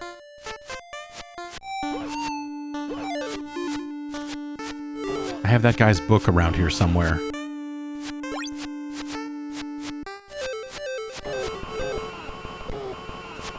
That guy was able to write a book. That guy had a book published about his silly ninja talk.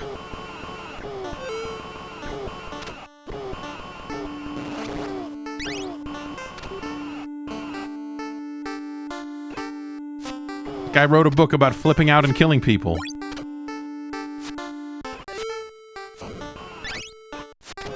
And for, you know what it was? If you were into that guy's, like, shtick as the, like, you know, the fucking weird ninja thing, it was what you were looking for. He delivered.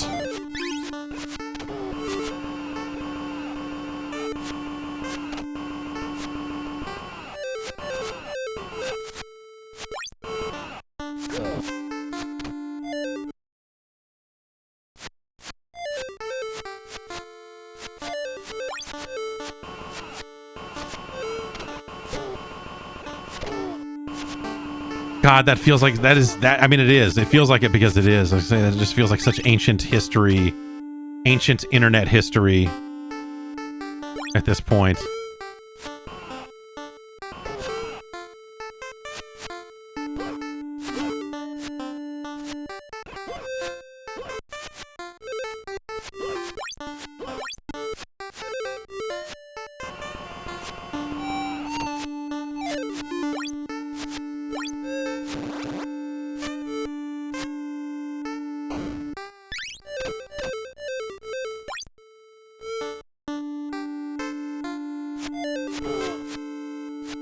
Well, I feel like I've been everywhere there is to be in this level, and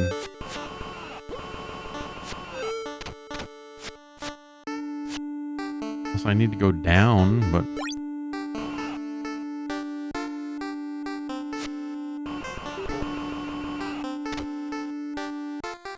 I guess I had not murdered enough.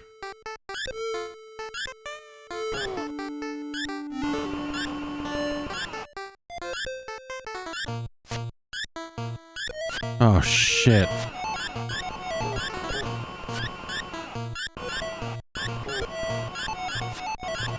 You're the guy that taught Rick Stalker.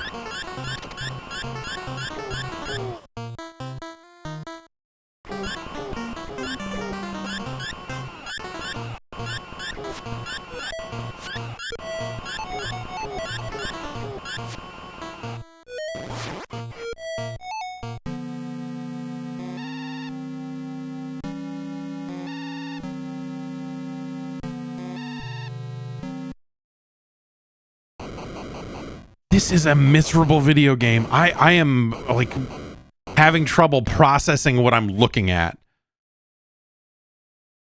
because of how fucking miserable this is.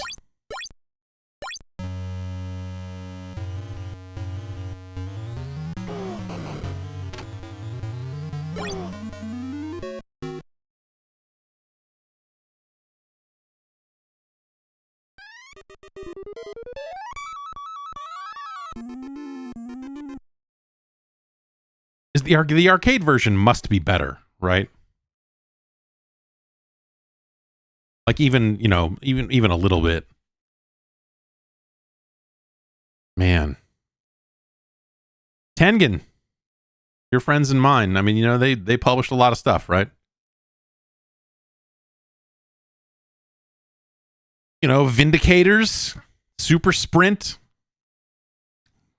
a very legal version of Tetris. This.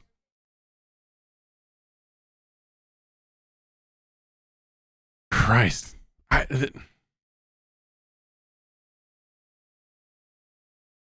Skull and Crossbones is way worse than I thought it would be. Way worse. It's no Flying Warriors.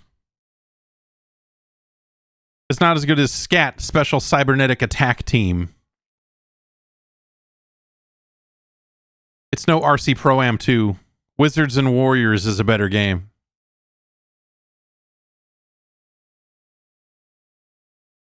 Kid Nicky the Radical Ninja is a superior product in every single way. You'd be better served with a copy of Where in Time is Carmen Sandiego. You'd practically be begging for a copy of Solstice, the Quest for the Staff of Deimos after playing some of that. Is it better or worse than Dino Wars? The Destruction of Spongulus. It's worse than Dino Wars. It's worse than Conquest of the Crystal Palace. It's way worse than The Legend of Kage. Not as good as Kid Clown in Nightmare World. It's worse than Rainbow Islands.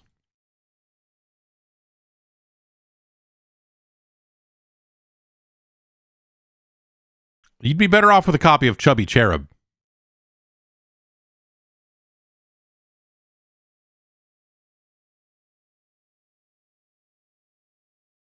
It's no Star Wars.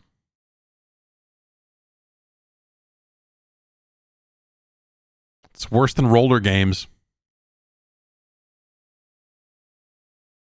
It's worse than Deadly Towers.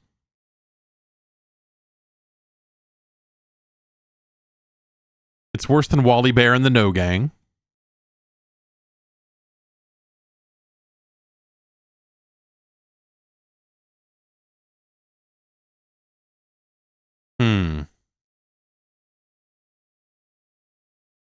It is worse than Back to the Future 2 and 3.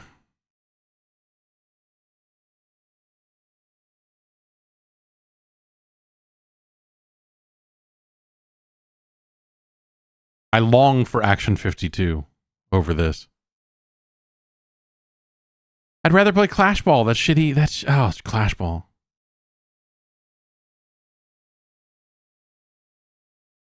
You'd be better off with a copy of Where's Waldo.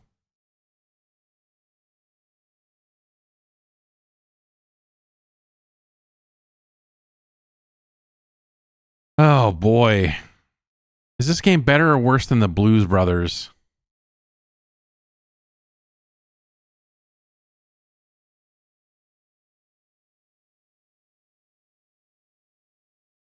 It's worse than the Blues Brothers. It's worse than Athena, but it's better than Barbie. No. It's worse than Barbie, but it's better than Circus Caper. It's our new number 346. I'm shocked.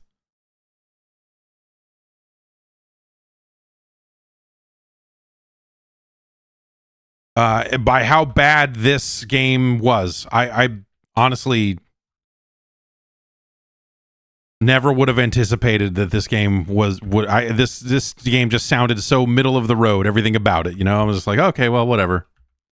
And instead, what we got was something special. Our new number 346.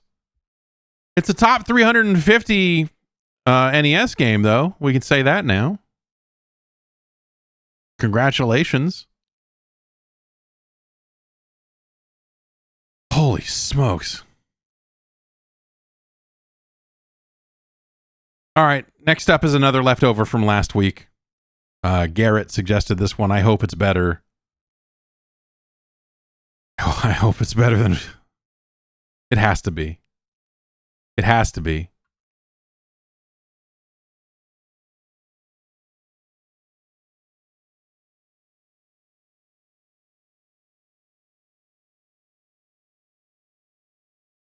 Next up is 1992's Panic Restaurant.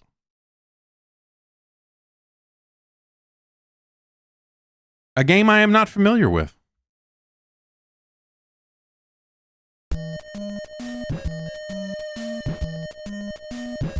Okay.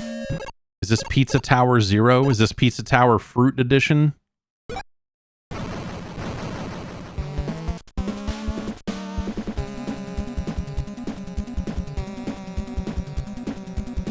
I'm O-Dove.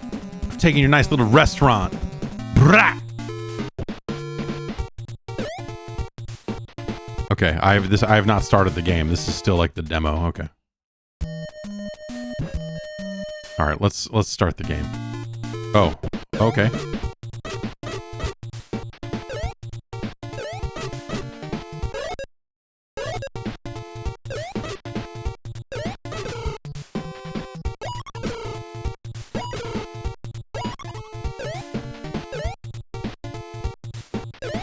Okay, you can't really walk on any of that stuff up there.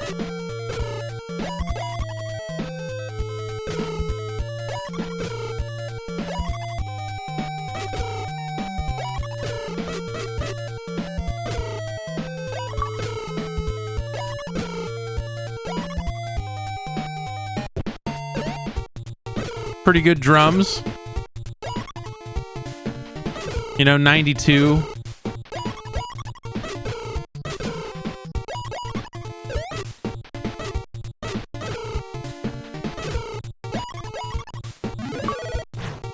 Oh, wow. I don't know. A little too much wind up on this. I like the range, but... Oh, some slowdown.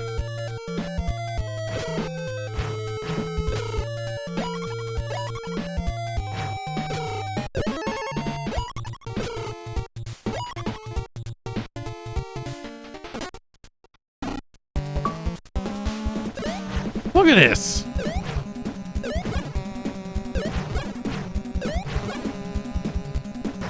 Oh God, Popcorn Pete.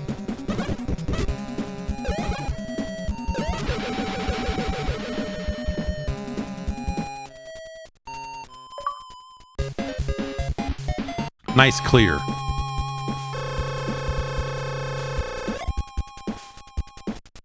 This feels pretty good. Oh, all right.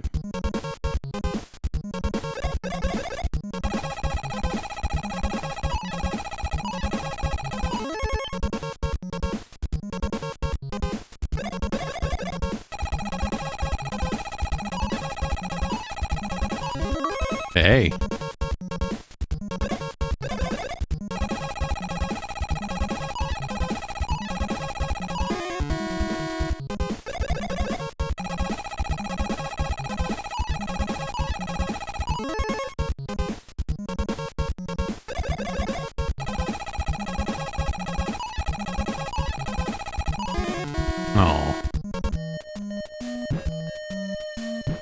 I like that the stages are listed as different phases of a meal.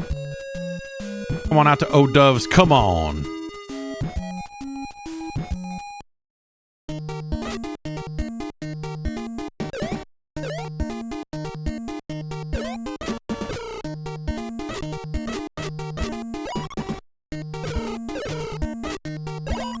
That pizza coming.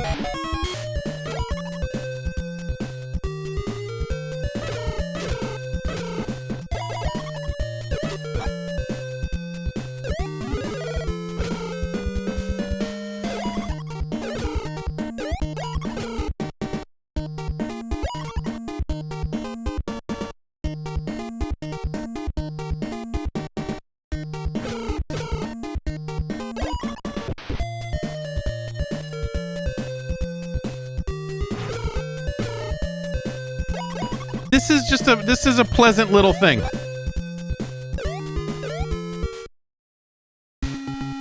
Whoa.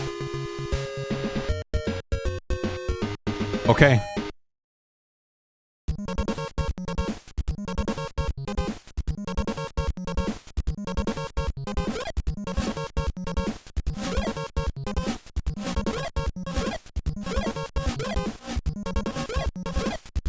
Whoops. I blew up my hand. Nice little mini game.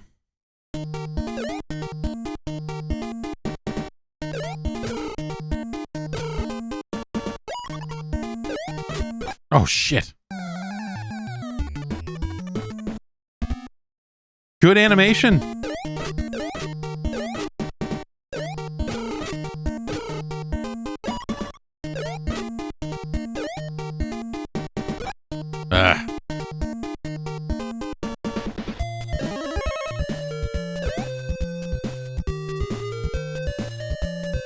This is pleasant. Yeah, it's straightforward, but it's got heart. I don't know.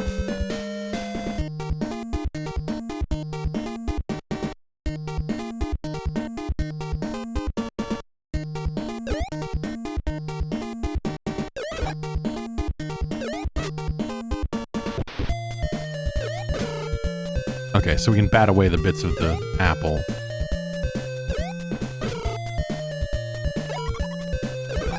But it still comes at you at a weird angle.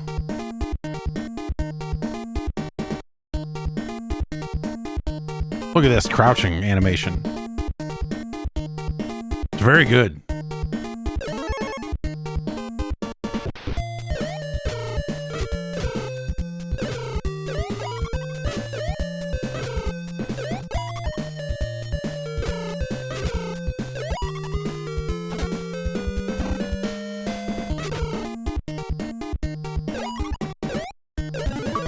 Oh.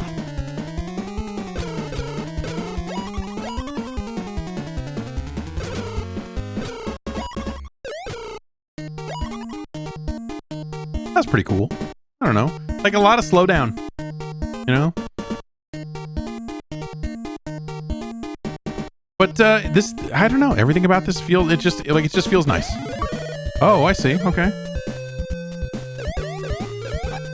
Well, so much for the fork. Ah, come on. Oh, man.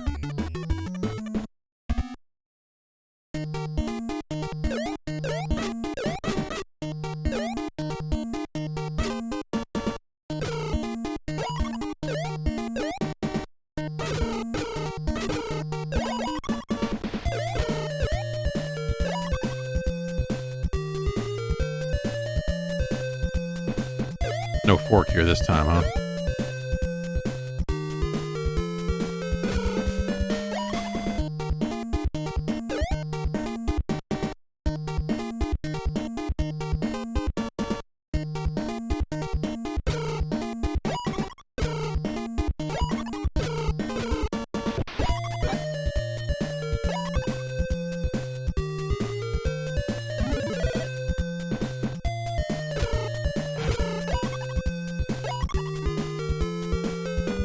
Curses. We'll go back. Oh, great. Yeah, cost me 2 hearts to maybe get that 1 heart. This is going great. I made a strong choice.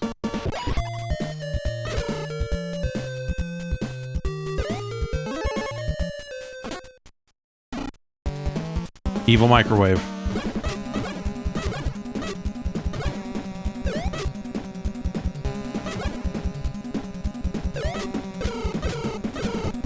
Fucked up.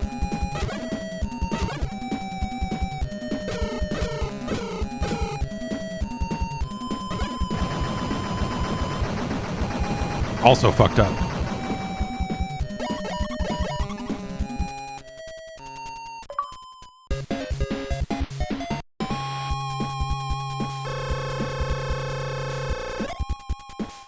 Pretty cool. Like, it is not hyper difficult or anything like that. There's, some modern take on this that is like 10 times as hard or something that people would probably be super into.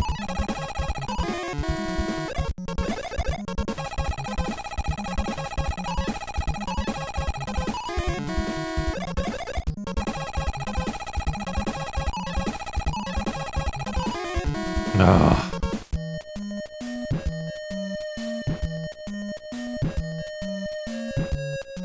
Same map concept as Ghosts and Goblins?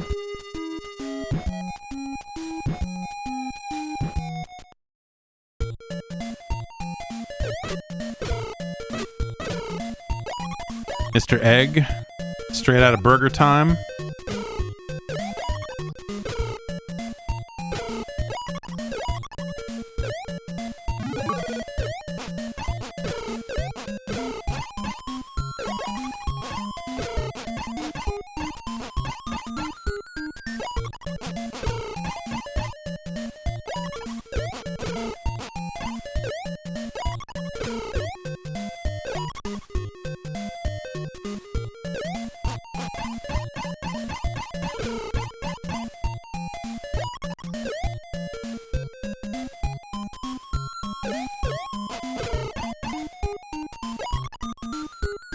Plate feels pretty good.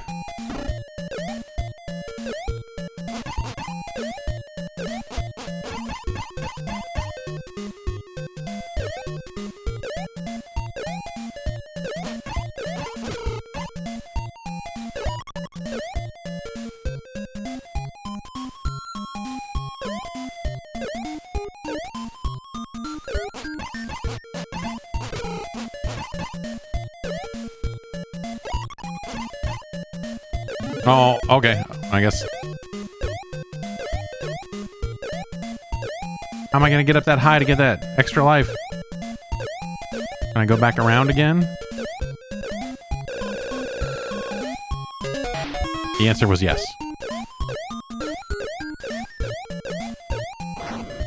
Great. Should have just kept plates. Oh!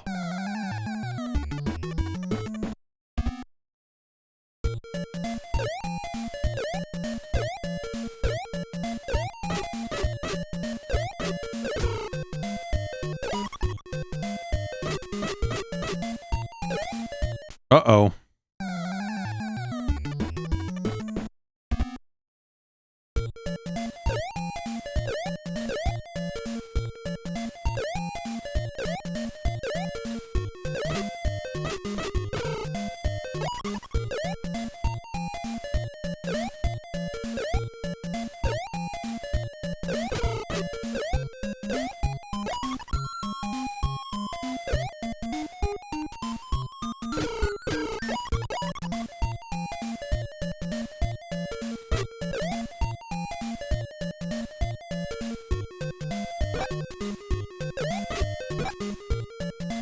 Just run for it, man.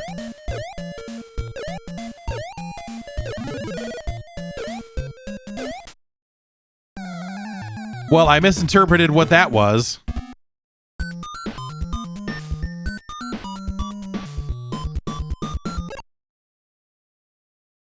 Just a great, yeah, this is a really nice look. The characters look nice. The enemies look good. It's good little animations. Like, this is just a nice, pleasant thing. And it's not completely without difficulty. I'd say it's a little breezy, but there's some stuff you got to consider for sure.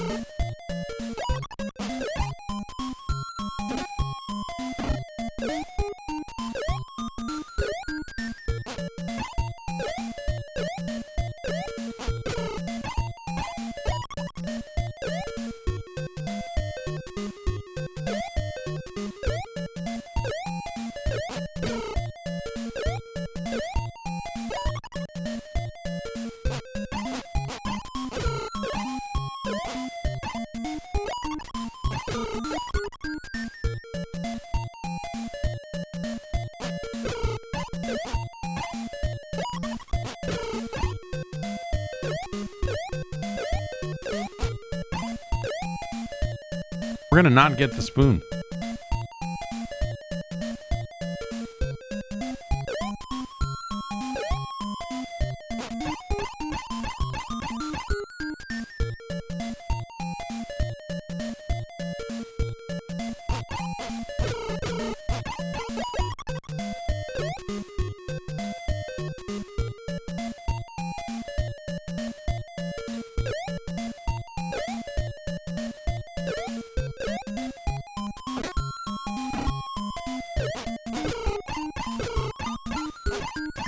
Evil toast. Oh. Oh!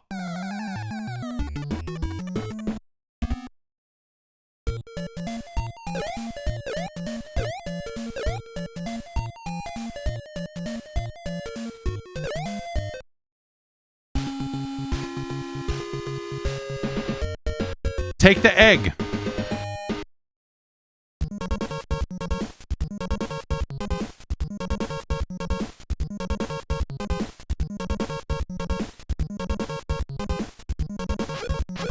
Oh.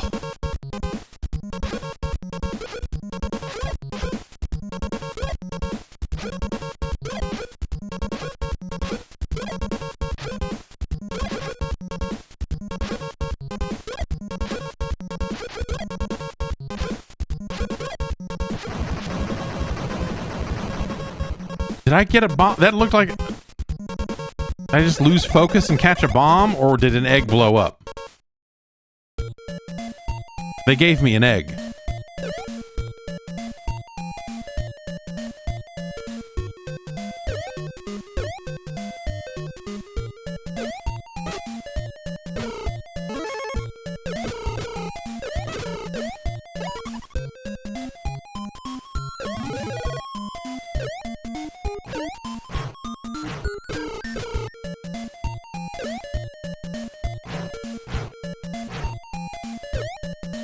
Just gotta go for it. Oh, well, we got an extra life at least.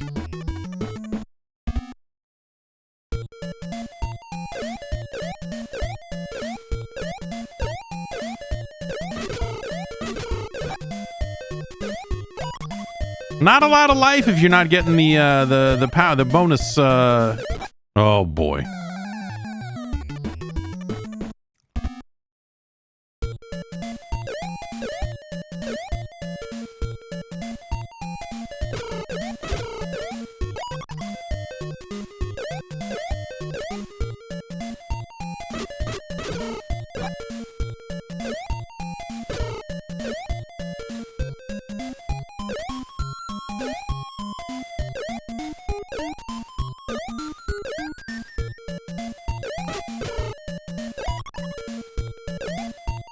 Yeah, what am I... I wonder if I can come down with an attack there and hit a guy that's below me. Anyway. Very cool. Panic Restaurant. Hellish box art, but a neat game. Very late in the life of the old platform there, 92. 92. What were you doing in 1992? Were you playing Panic Restaurant? I would turn 17 in 1992. Busy driving cars and crashing them.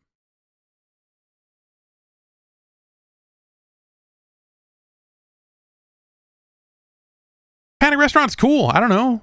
Like that's that's a neat game. It's the sort of thing you can probably only make in 1992. It feels like a game that learned a lot from years and years of platformers on the NES.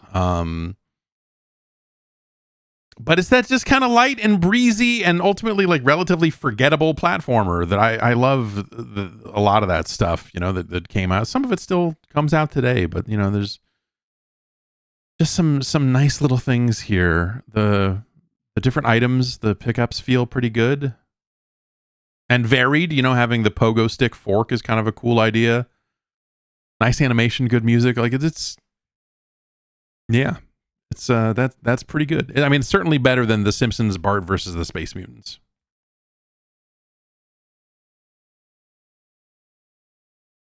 It's better than The Adventures of Tom Sawyer. It's better than The Flintstones, The Rescue of Dino and Hoppy.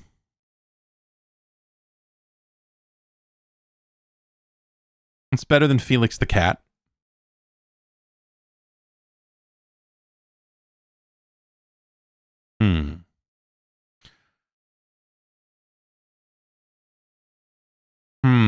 It's better than Arkista's Ring. It is better than Legendary Wings. It's better than the Young Indiana Jones Chronicles. It's better than Kid Icarus. It's better than Monster in My Pocket.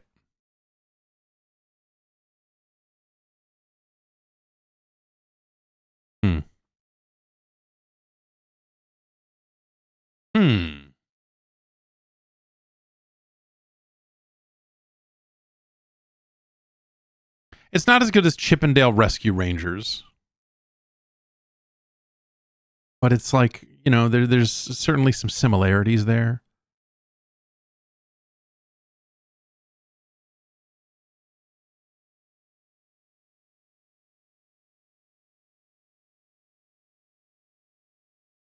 It's better than Crash and the Boys Street Challenge.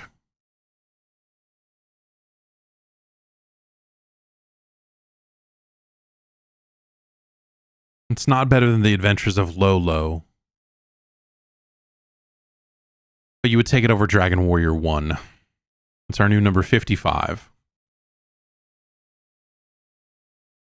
Not a bad showing, Panic Restaurant. Not a bad showing at all.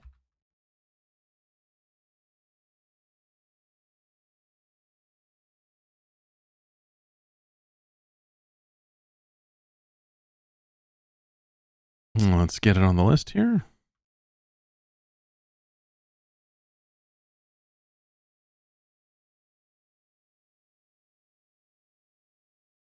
And there you have it. Raymond suggested the next game, and, well, I don't remember this version of the game, but I'm sure it's going to be great.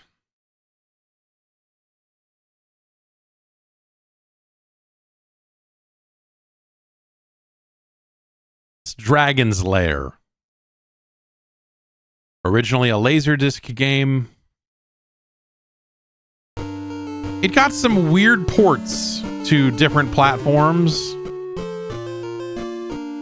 that turned it into totally different games in some cases, but also you had some games that were trying to do static images or reduced frame rate images and still try to make it like the Laserdisc game. Like the Commodore 64 version of the game is sort of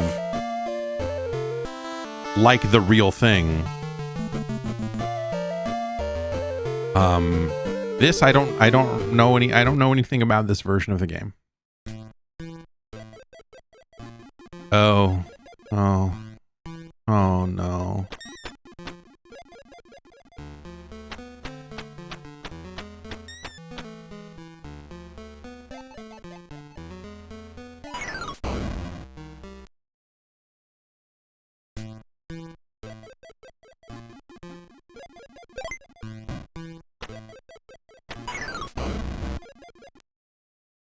Oh man.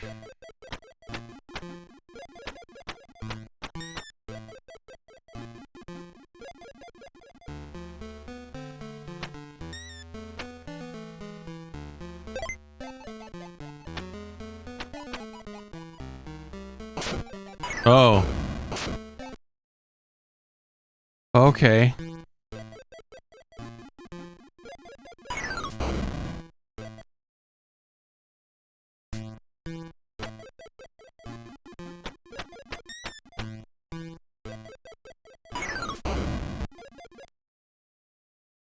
Oh.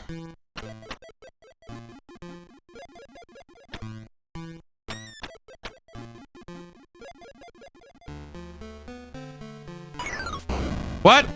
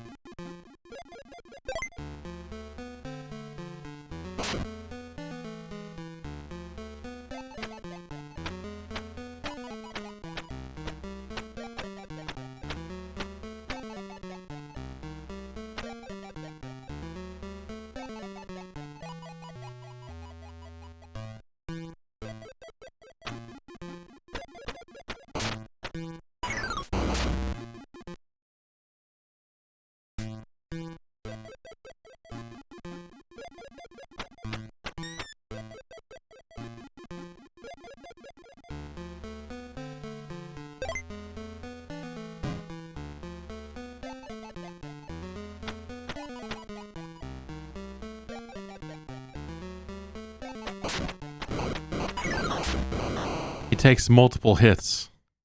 Great.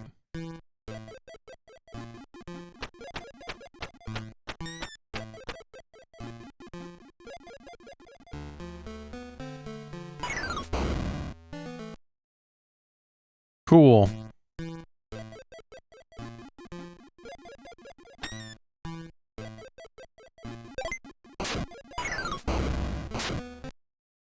Cool.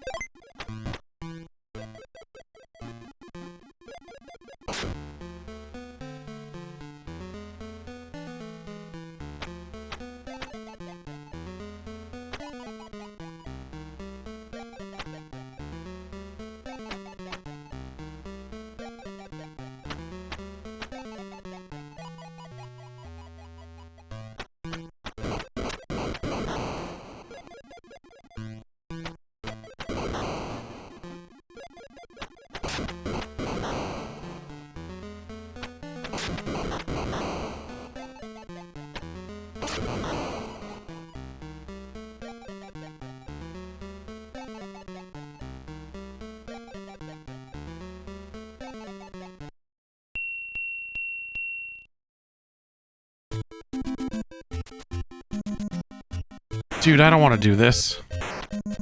This is terrible. Wow.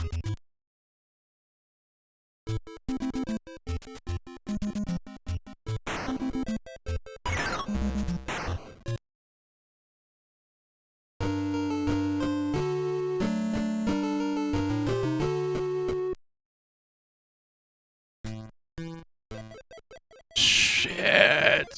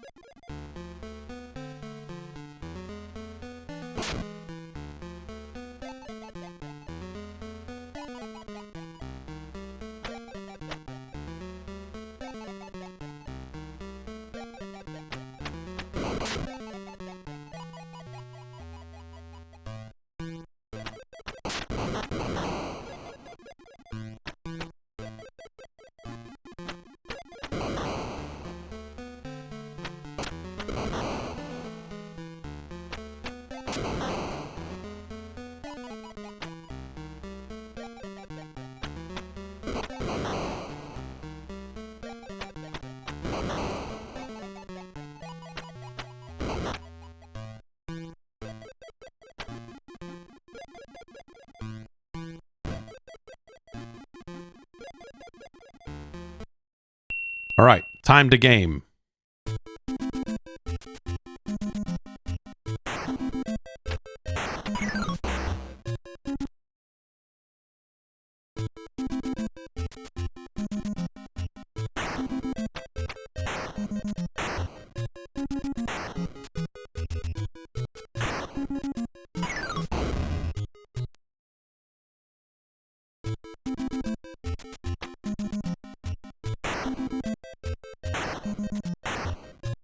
What a fucking miserable... No.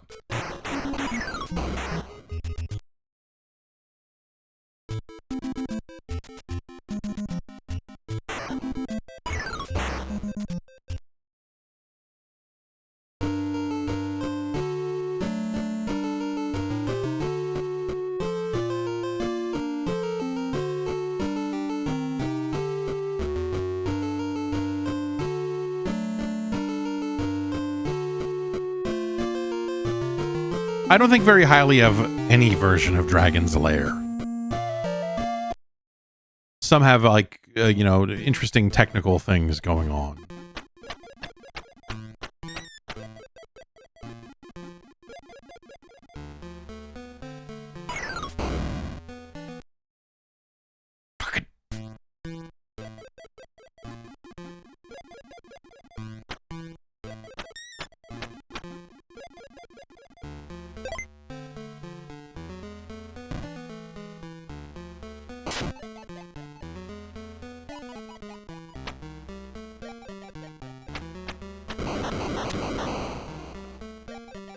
If they made one, you know, one of these for Space Ace, you know, at least you could have cool stuff in that, like a gun and, you know, abort ship and just like...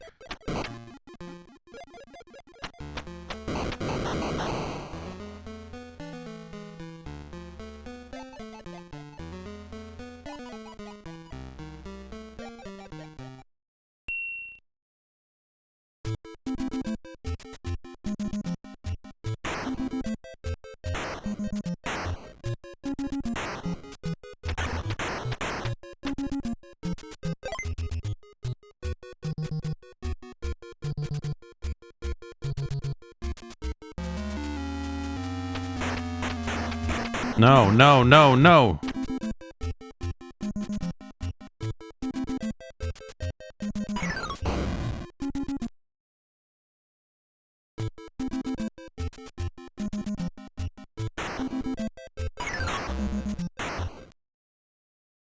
This fucking sucks.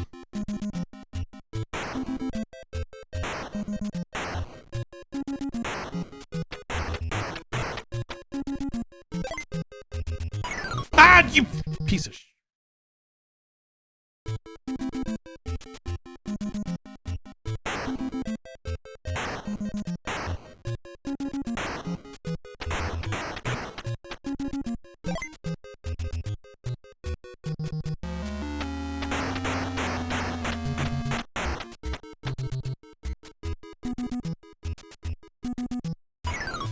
Ah!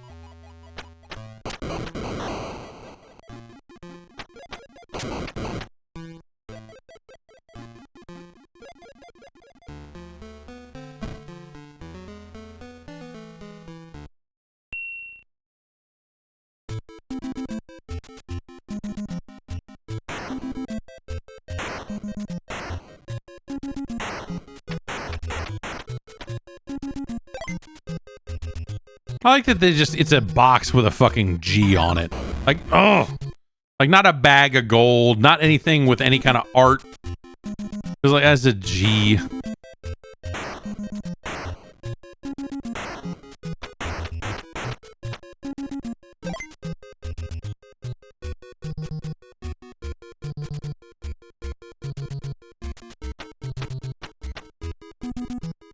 Where's our fucking guy?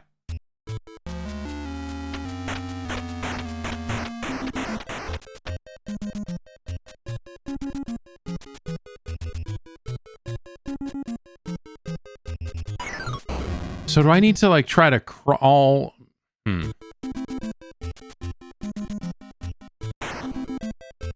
No time to think, and I don't think this game has a pause. I've tried.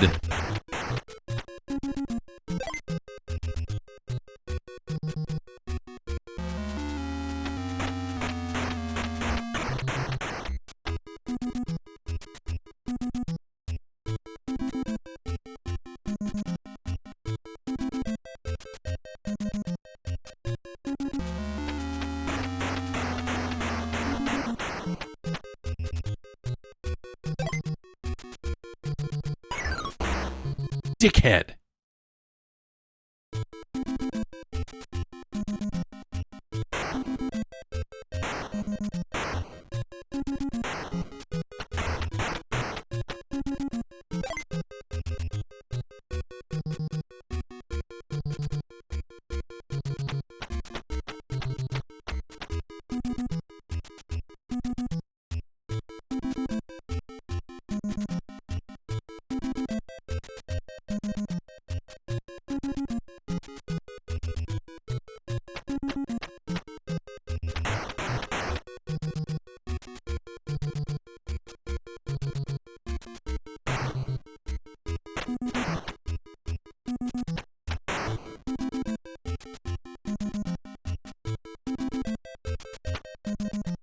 I'm gonna get that D.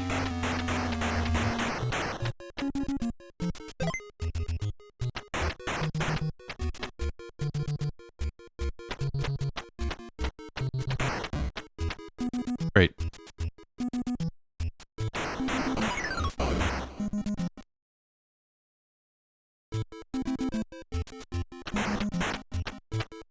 At least they have the common decency to put me here.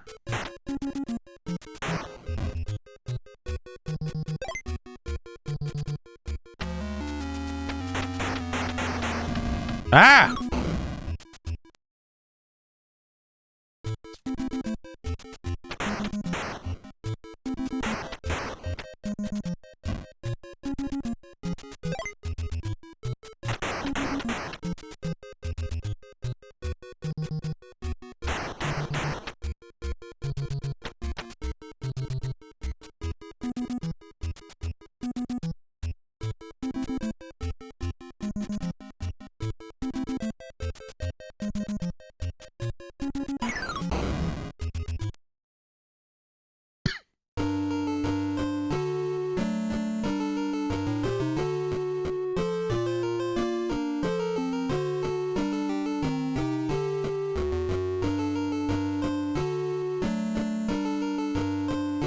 Wow.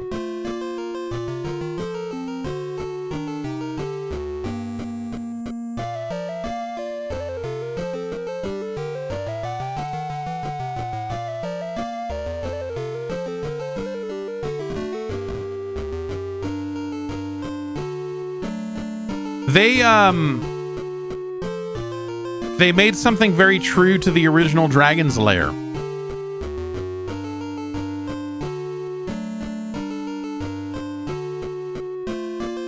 You know? A trial and error based piece of shit.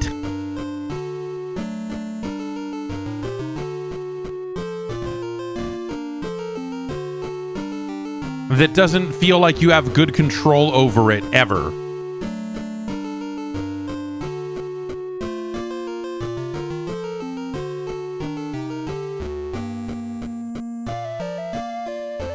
My God, man.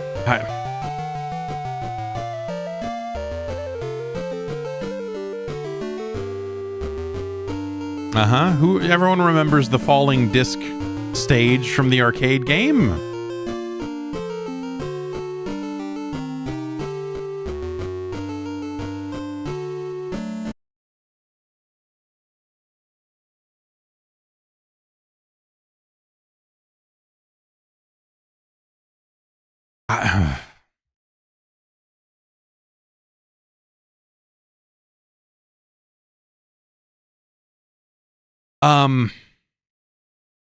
Man.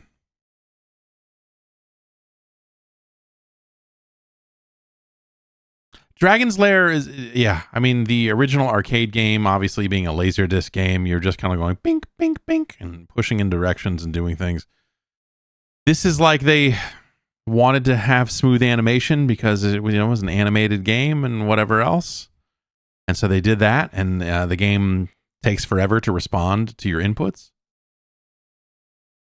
Like a very extra, I mean, like in some ways it's impressive that they were able to pull this off on the NES, because in some ways you liken it to games like a Prince of Persia, which, I guess was an Apple II game. So, but I mean, the latter day examples of stuff like that, like Another World or, Flashback in some ways, but like that idea of the very slow moving, well animated thing. All those other examples are much better games, Flashback and everything else. So the idea that the NES was able to pull that off is interesting. You gotta at least say that, I suppose. But these screens are terrible. The trial and error nature of it, the time it takes you to get back in the action afterwards, like there's everything about this is designed to make you fucking hate it, and then you just memorize it and get through it, and you're like, yay. Then what? Jump off a fucking cliff. That's what. It's not a good game.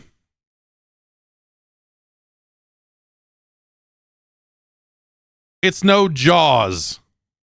You know? It's no Dino Wars destruction of Spondylus.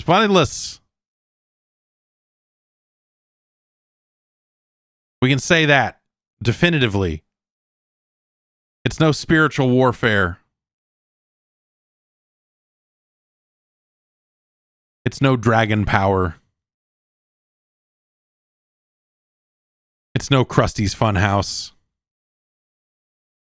It's certainly worse than 1942.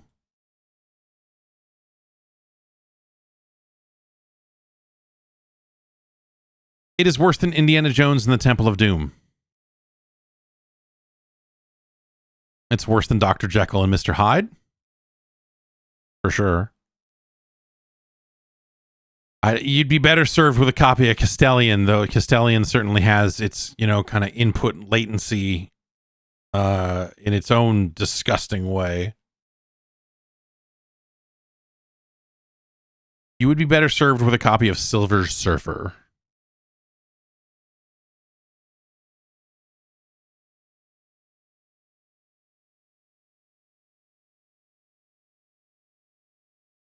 It's worse than Tubin. It's worse than the Black Bass USA. It is not worse than Clash Ball. It is not worse than Dizzy. Or Quattro Adventure, if you will.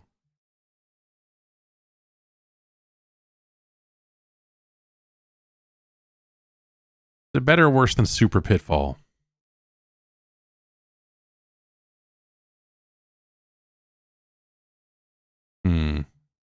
It's worse.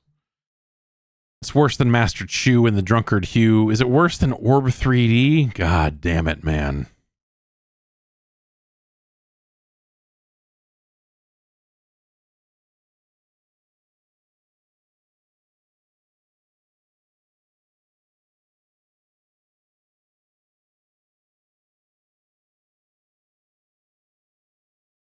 It's worse than Orb 3D.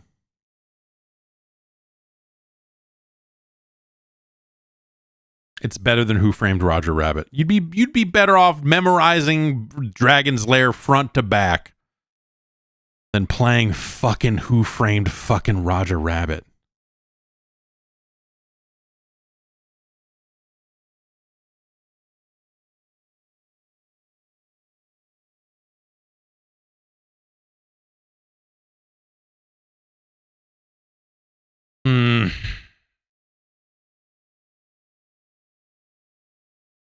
No, it's worse than Roger Rabbit, better than Back to the Future 2 and 3.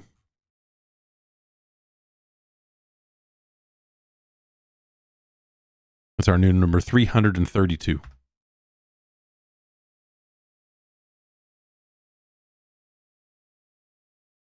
Below that line, the games become incomprehensible. You know what I mean? Dragon's Lair, you recognize exactly what it is. It's just not a thing you want to do.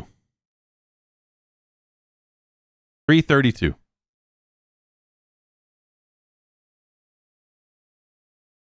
Next up, Mecha Skeletor wanted to see this next game, and who am I to say no?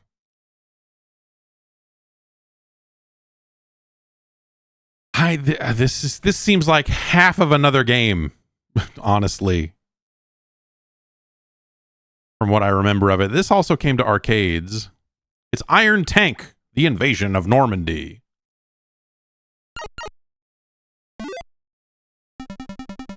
Mission orders to define and destroy the enemy's long-range firing turret, okay? This game always just seemed like it's the tank part of Akari Warriors without the on-foot part, you know?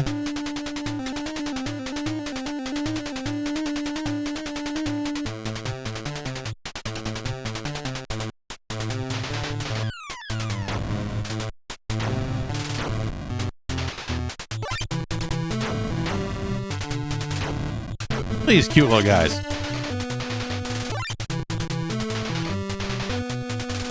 Kind of awkward controls.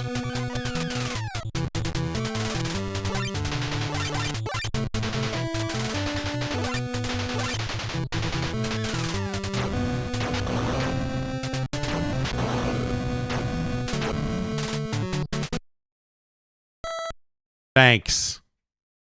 He should say tanks.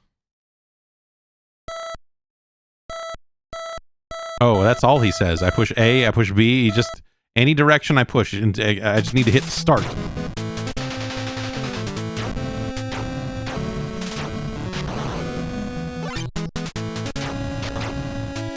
So the B button determines the direction of your turret, and also it fires your like forward-facing weapon.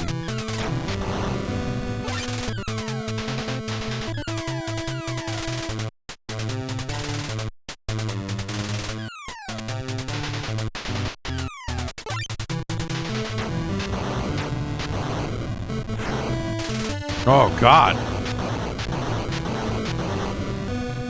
Wow.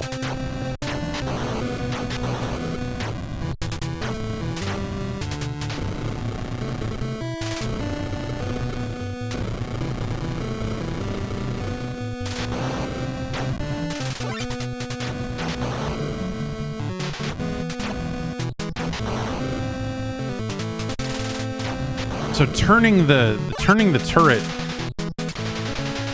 is a little weird.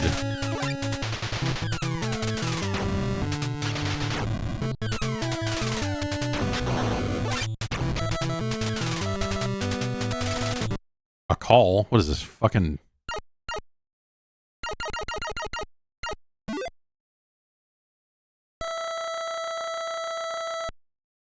Wait. What the fuck?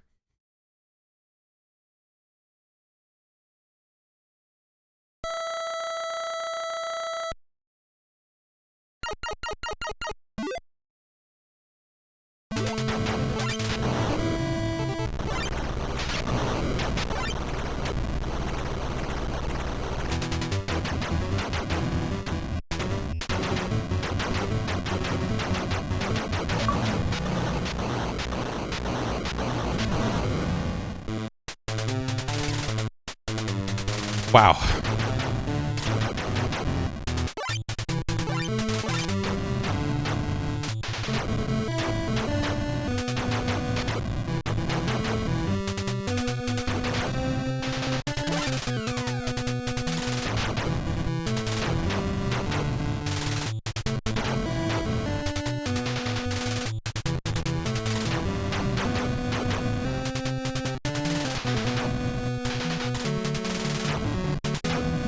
This game's okay. I don't know. It's interesting that it's got all this sub-menu stuff, and I guess we find bullets, and so I guess I spent all my V bullets on the battle pass.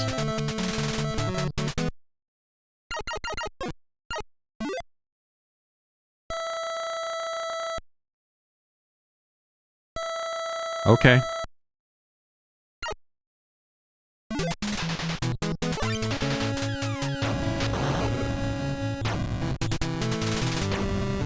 I like that there are a lot of tanks that just show up for like one shot and then scurry away into the forest, never to be seen again. That's what tanks do. We got tank stealth.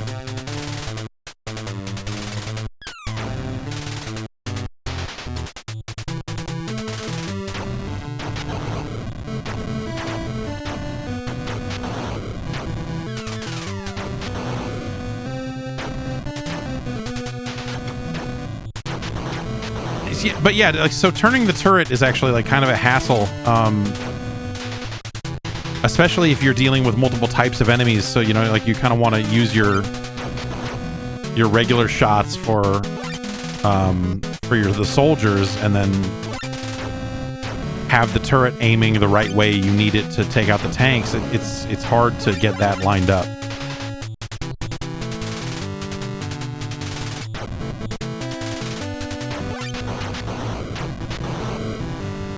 And I don't know how you would solve that problem on this particular platform, right? I mean, you got two buttons at your disposal.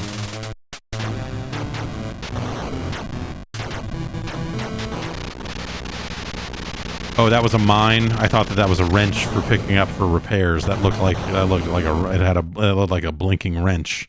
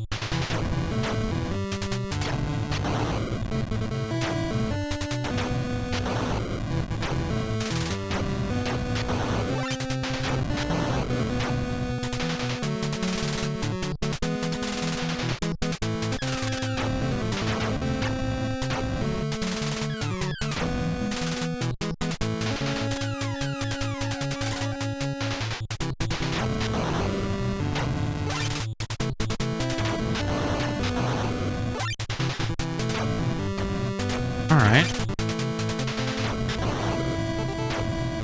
In fact, I might say, you know, there's versatility here, but I almost might say that I prefer the tank sequences of Akari Warriors over this. In some ways, this is okay, but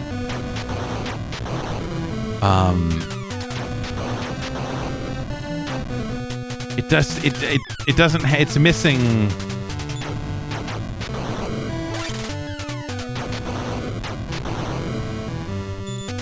Just a certain amount of fidelity to the controls. Okay. Ah, I did the thing again.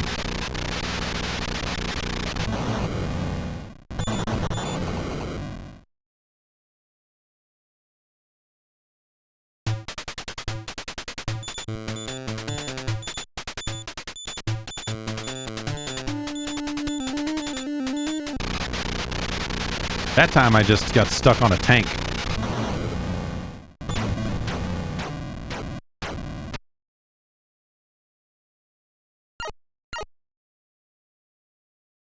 I like that happened is misspelled. I like this whole screen is good. Okay, good boy, go and fight. What?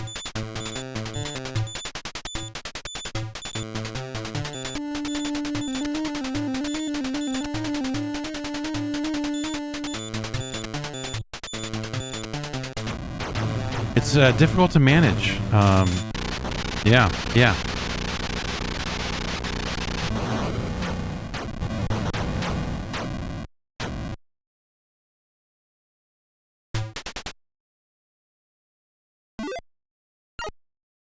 Try some B bullets. I don't know.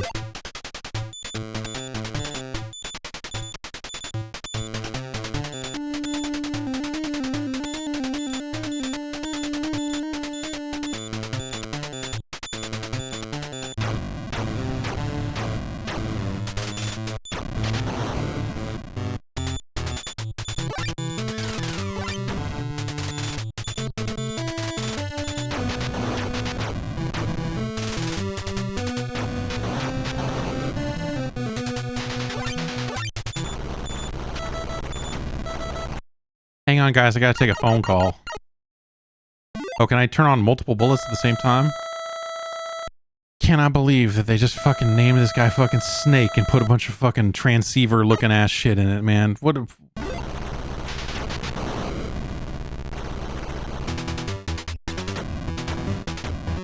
Oh. Oh, and apparently I can't move that far up the screen. That's a...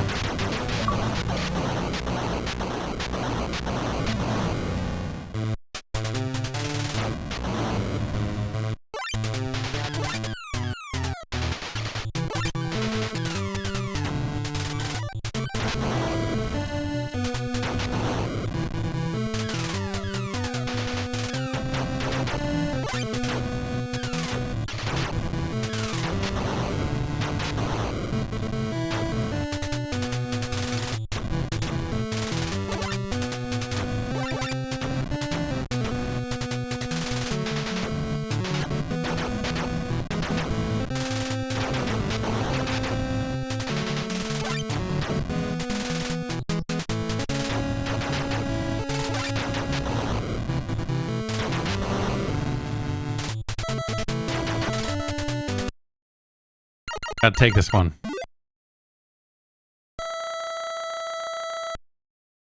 Found enemy secret base by radar. These are all completely useless.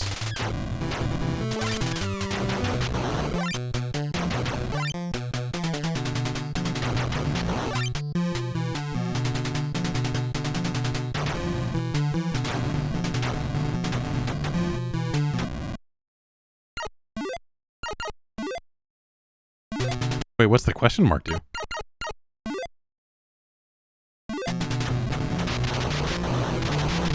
Oh.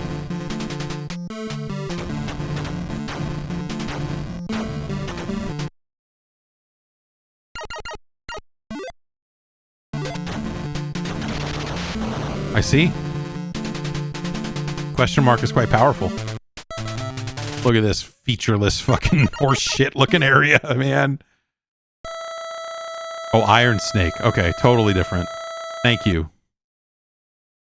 It's just like MGS2. You play the whole first part of the game thinking you're Snake, and then whoops.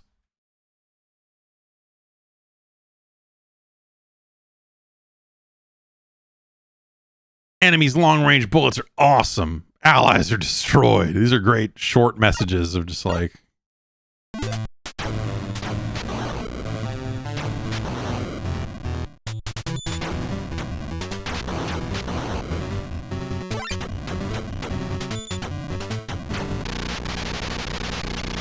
Tanks. This game's okay, man. I don't know. It's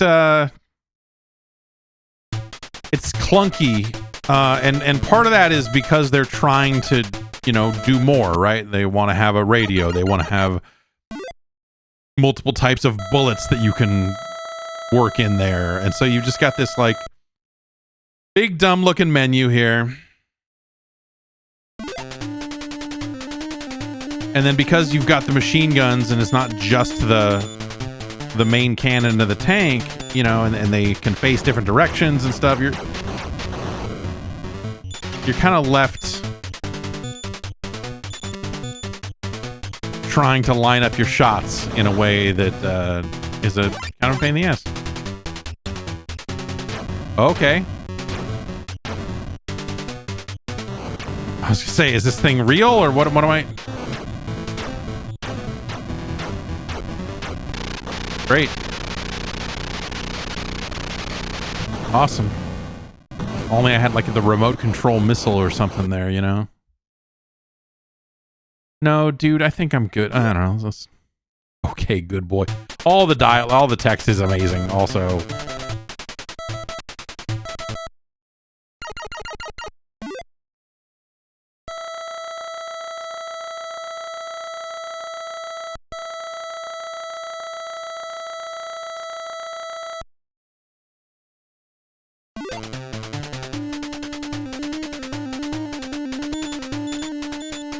Also, the way the audio kind of breaks when you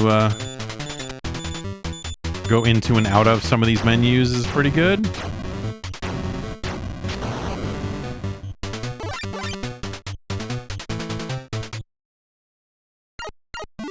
I think I can turn them all on.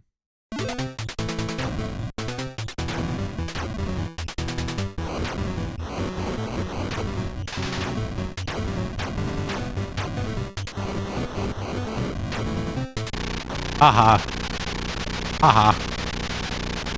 Ha ha ha ha.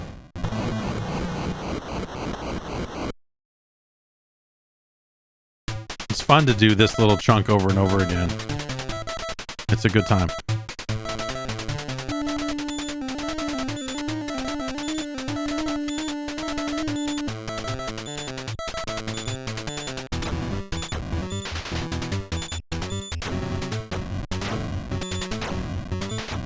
Just me, or there are way more tanks here this time?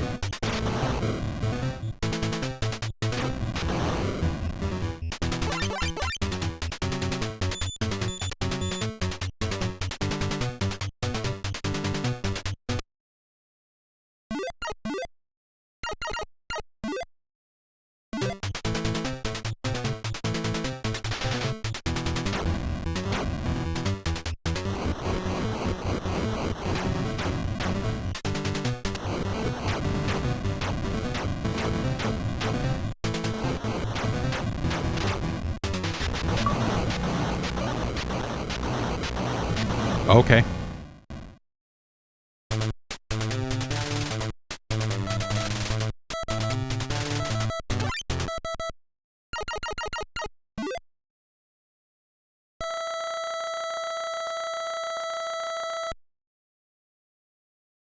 Tommy J.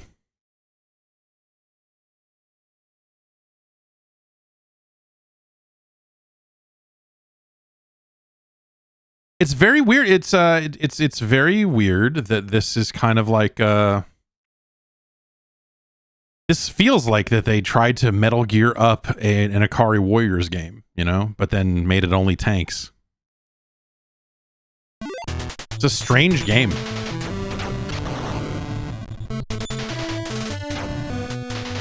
Not necessarily in like a bad way, you know, it's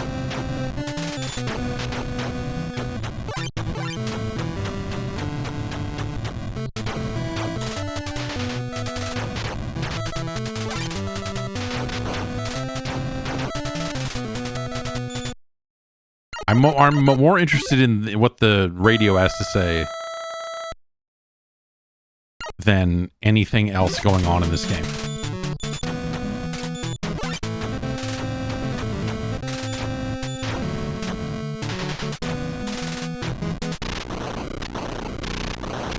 Oh well.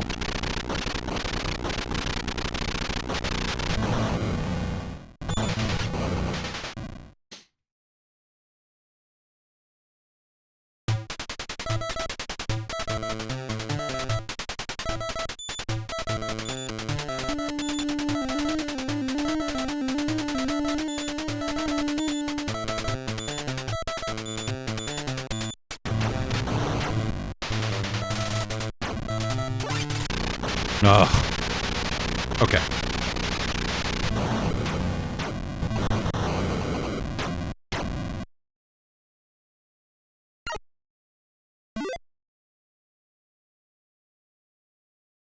It's too bad. Try next time. Iron Tank. Not quite what I mean, it's more than I thought it was going to be. I'll say that. Because I thought it was just going to be Ikari Wars. Because there's an arcade version of this that I want to say doesn't have any of that sub-menu stuff, if I remember right. But maybe I'm crazy. But it's okay as these things go. But I don't know, having to bop in and out of the menu all the time to turn your special ammo on and off, or also just the controls. Like I said, controlling the direction of the turret, having that be the same as the machine gun, which the machine gun fires in any direction. And so you're more likely to hit it when you're facing a direction other than forward, which is usually where you want the tank turret to be facing. And so then when it comes time for you to fire the turret, you go like, oh, it's facing left because I had to shoot those guys over here. And like it almost seems like they should have had it be like if you hold down the, hold down the fire button on the tank to change the direction or something. Have it locked in place. But if you hold down fire on the tank, the main cannon button, that maybe just swap it, I guess. Maybe. I don't know.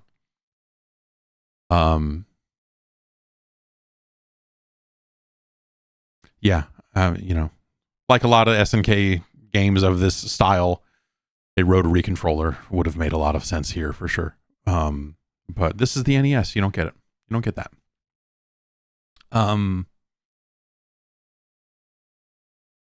Or just seeing them do away with the lock on the turret completely, because then at least you would know where you stand, and if they had built the game around that, maybe that would be a way to go. It's not bad. I don't know. Like it's got some juice. I like the look of the little dudes. I like that it's got some options and stuff, but it's not, I don't know. It's not necessarily amazing. It's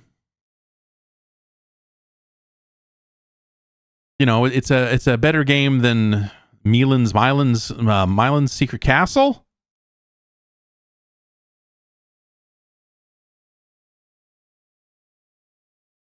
Is it better than Ikari Warriors? That's the real question here. That's what we're really asking here. Ikari Warriors is a much slower paced game. It is not as graphically distinguished for sure.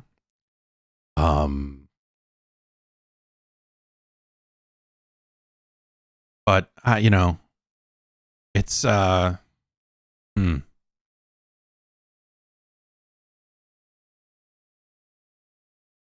I think the tank stuff in Ikari Warriors feels a little bit better. But Ikari Warriors has a lot more than that tank stuff going on. So Iron Tank's a better game. Iron Tank's a better game.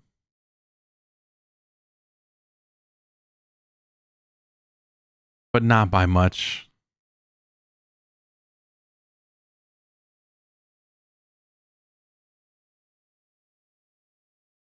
Like, this is better than Kid Nicky, Radical Ninja. It's better than Burger Time. It's better than Sky Kid.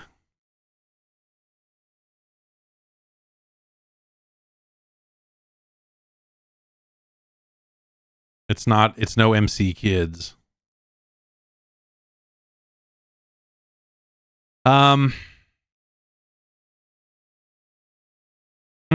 It's better than Bubble Bobble, but is it better or worse than Wampum? I don't think it beats Track and Field or Little Mermaid.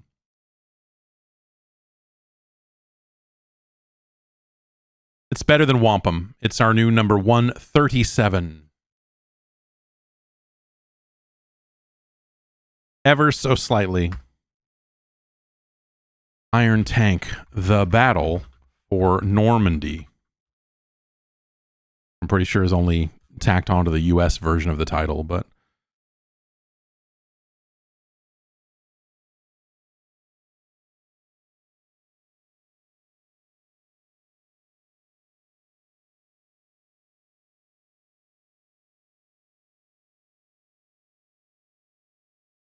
there it is, our new number 137. Wow. That was quite a list of games this week. Some higher highs, some than I expected, and definitely some lower lows than I anticipated this week. We kind of went up and down the list. And it was nice to revisit Ghosts and Goblins because, again, that's a game that I played so much of originally when it was new. And, you know, it's one of those games that I remember distinctly feeling a type of way about it, playing it as a kid. And then the online discussion of that version of the game has been so soiled. It's not nearly as bad as people would have you believe. It's not a great game, Ghosts and Goblins. But the thing I might say to that is, I don't know that any version of Ghosts and Goblins is a great game.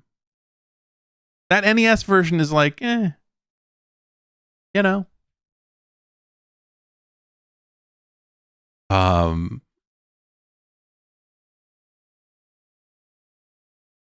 But yeah, that was a really interesting one to revisit. And of course, you know, seeing stuff like Panic Restaurant, you know, these late era games that I just would never have seen because I was so done with this platform by 1992. Gosh, in 1992, I was trying to get a fucking PC, man. I had a Genesis hooked up. I probably had a SNES hooked up at this point. I was not thinking about an 8-bit Nintendo in 1992. I was thinking about Wolfenstein 3D. You know what I'm saying? I was thinking about a 486 DX6. I was thinking about 66 megahertz of power. And then getting that hot DX4, man, 100 megahertz. That was gaming. Panic Restaurant came out October 92.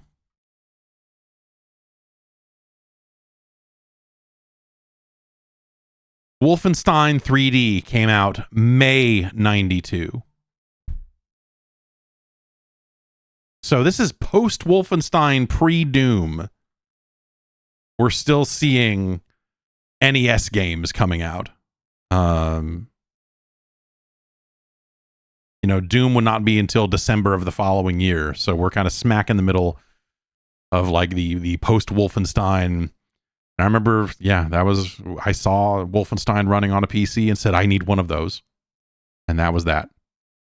So the idea of some of these NES games coming out is wild. But that's going to do it. You can go to 8bitnintendo.science if you want to see the complete list That's been a nicely well-maintained look at the entire list. And you can see the remaining games. If you scroll to the bottom, there's a remaining button. You can kind of see what's left, which would be helpful if you were part of the Gerstmann advisory panel and wanted to suggest some games for the next episode of the show. You can do so at patreon.com/Jeff Gerstmann. Sign on up. We got multiple levels. You can get on the Discord. You join the advisory panel and suggest some games. You can get ad-free podcasts and bonus shows and so on and so forth. Plenty of things await you. Tell your friends. Let them know that it's the place to be, brother. I don't know. That's, come on through. Sign up. We're having a good time doing stuff. And I will see you next week. We'll be back on Tuesday with the podcast, of course. And come Friday, we'll be ranking another batch of 8-bit Nintendo games, including the one that did not make it this week. Suggested by one Pac Mantis. It's Greg Norman's Golf Power. Someone also suggested Major League Baseball, the LJN game, which my memory of that is woof. Woof. Maybe we'll throw that on the list too. Anyway, I hope you flex your golf power this weekend, and I'll see you next time.